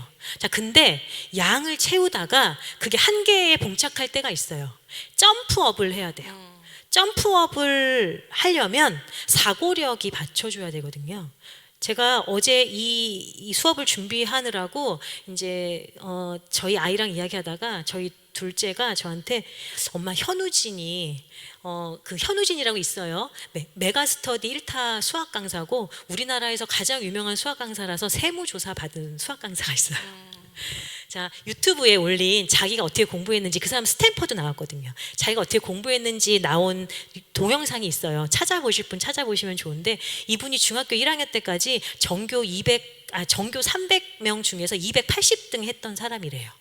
네, 근데 이 사람이 어떻게 공부했는지가 나오는데 첫 번째 2가지, 제가 느낀 건 2가지였는데, 첫 번째는 공부를 잘하려면 계기가 필요하고 경험이 필요하고 사람을 잘 만나야 하는구나를 알았어요. 저는 여기서 하나님이 필요한 지점이라고 생각하거든요. 그 사람은 누굴 잘 만났냐면 같은 반에 있는 친구였는데 그 옆에 있는 친구가 야, 나 서울과학고 가려고 어제 새벽 1시까지 공부했어. 그렇게 이야기했대요. 근데 얘는 그게 너무 충격이었나 봐요. 얘는 밤 9시만 되면 자긴 자야 되는 사람인데 어떻게 인간이 새벽 1시까지 일어나서 공부를 할 수가 있지? 그래서 아무것도 안 하고 그냥 책상에 앉아서 1시까지 그냥 있어 봤대요. 근데 일주일 동안은 계속 9시가 넘으면 그냥 이렇게 자더래요. 그래서 얘는 일단 먼저 그냥 아무것도 안 하고 책상에 앉아 있는 연습만 한 거예요. 네. 그 친구가 없었다면, 그런 친구가 없었다면 사실은 그런 경험을 할 수가 없었고 그런 계기가 없었다면 공부를 못 했겠죠. 2번째로 제가 느꼈던 거는 이 사람이 그래서 정말 새벽 1시, 2시까지 그 친구를 따라서 열심히 공부를 했는데 전교 280등에서 100등 되더니 그 다음에는 몇 등까지 올라가면 6등까지 올라갔대요. 근데 문제는 6등에서 더 이상은 안 올라가더래요. 무슨 짓을 해도. 그러면 6등 이상을 올라가려면 다른 게 필요하구나라는 걸 알았대요. 그래서 뭘 했냐면 방학 때 3달 동안 모든 학원과 모든 공부를 다 때려치고 중학교 2학년 때인가 중학교 3학년 때 책을 영어책, 국어책, 뭔 책, 하여튼 글자로 된 거 읽기라는 읽기는 전부 다 200권 정도를 읽었대요. 그래서 200권 정도를 계속, 그러니까 양을 채운 거예요. 이 사람은 계속 양을 채우고 계속 책을 읽고 이 책 200권을 읽고 났더니 그 다음부터는 계약해서 학교를 딱 가는데 아빠가 신문을 이렇게 들고 있는데 신문에 하나의 단락이 눈에 이렇게 확 들어오더래요. 사고력이 점프업 되는 순간인 거죠. 그래서 수학 강사인데 학부모들 그 설명회 하는 장소였는데 엄마들한테 사고력이 문제다. 책을 읽히셔야 한다. 그 되게 강력하게 말하는 걸 제가 보면서 결국은 일정 수준까지는 엄마가 도와줄 수 있는데 그 수준이 넘어가려면 본인의 기본기가 돼야 되거든요. 근데 그 본인의 기본기라는 건 결국은 자기의 사고 수준인 거죠. 나의 사고 수준을 점프업할 수 있는 게 뭐가 있을까를 고민해 보실 필요는 있으실 것 같아요. 그 사람처럼 정말 책을 때려 붓든지 아니면 어떤 방법을 써서 내 사고력을 하나 점프업할 수 있을까. 저한테는 어떤 게 점프업이 됐었냐면 저는 그때 글쓰기 혼자 공부하면서 그러니까 저는 매일 그 사설 분석하는 거 한 편, 그 다음에 이제 또 다른 거 해가지고 한 3년 정도를 매일매일 글쓰기를 했던 게 저한테 글쓰기의 점프업이 확 된 계기였거든요. 그러니까 뭔가 그게 뭐 글쓰기든 뭐든 간에 일정 이상까지는 올라와요. 노력을 하면 엄마도 노력을 하고 하면 올라오는데 그 이상이 되려면 좀 다른 때려 붓는 노력이 필요하다는 거죠. 결국은 그까지는 부모의 역할이잖아요. 그렇죠, 그렇죠. 거기까지는 부모의 역할인 거죠. 근데 이제 여기 질문 하나도 비슷한 네. 건데 어차피 지금 얘기했던 것처럼 그 수학 강사 얘기처럼 지금 수능이라는 부분이 네. 엄청난 통합적 사고를 요구하기 때문에 네. 어느 한 분야만 잘해서 안 돼서 그 사고력이란 얘기가 나오잖아요. 네. 근데 중등부터는 입시 준비를 시작할 때 같이 나오는 건데 이제 중고등학생의 경우는 가정에서 어떻게 입시와 연관해서 준비할 수 있게 문해력 지도를 할 수 있을까요? 인데 이게 결국은 다 아이들이 이제 수능을 바라보고 갈아볼 때 이 통합적 사고와 문해력과 이 집안에서 어떻게 아까 그 점프업 하기 직전까지 점프업 할 수 있는 그 소양까지 가게 하는 방법 그 계속 얘기했지만 그래도 정리를 마지막으로 한번 해주면 도움이 네. 될 것 같습니다. 네. 사고력이 종류가 좀 있거든요. 제가 보면 지금 현재 우리나라의 시험 시스템으로 보면 어떤 문해력이 필요하냐면 사실적인 이해와 그 다음에 추론적인 사고가 필요해요. 그 말은 무슨 말이냐면 제시문을 읽고 싶은 대로 읽는 게 아니라 쓰여진 대로 읽고 그 다음에 쓰여진 것을 미루어 판단해서 정상적으로 추론하는 능력이 필요하거든요. 그런 사고력은 이제 짧은 제시문을 그러니까 우리나라를 말하는 거예요. 그러니까 이게 좋은 교육이라는 말씀을 드리는 게 아니라 우리나라 시험을 위해서는 짧은 제시문을 치밀하게 보는 연습이 필요하다는 거예요. 근데 그게 되게 해보시면 아시겠지만 되게 지난한 과정이에요. 정말 재미없고요. 되게 힘들어요. 그래서 애들이 꾸준하게 하지 못하거든요. 그래서 그걸 어떻게 꾸준히 시킬 것인가가 되게 관건이라고 저는 생각을 해요. 그래서 뭔가 좀 효능감을 주기 위해서 뭔가를 해서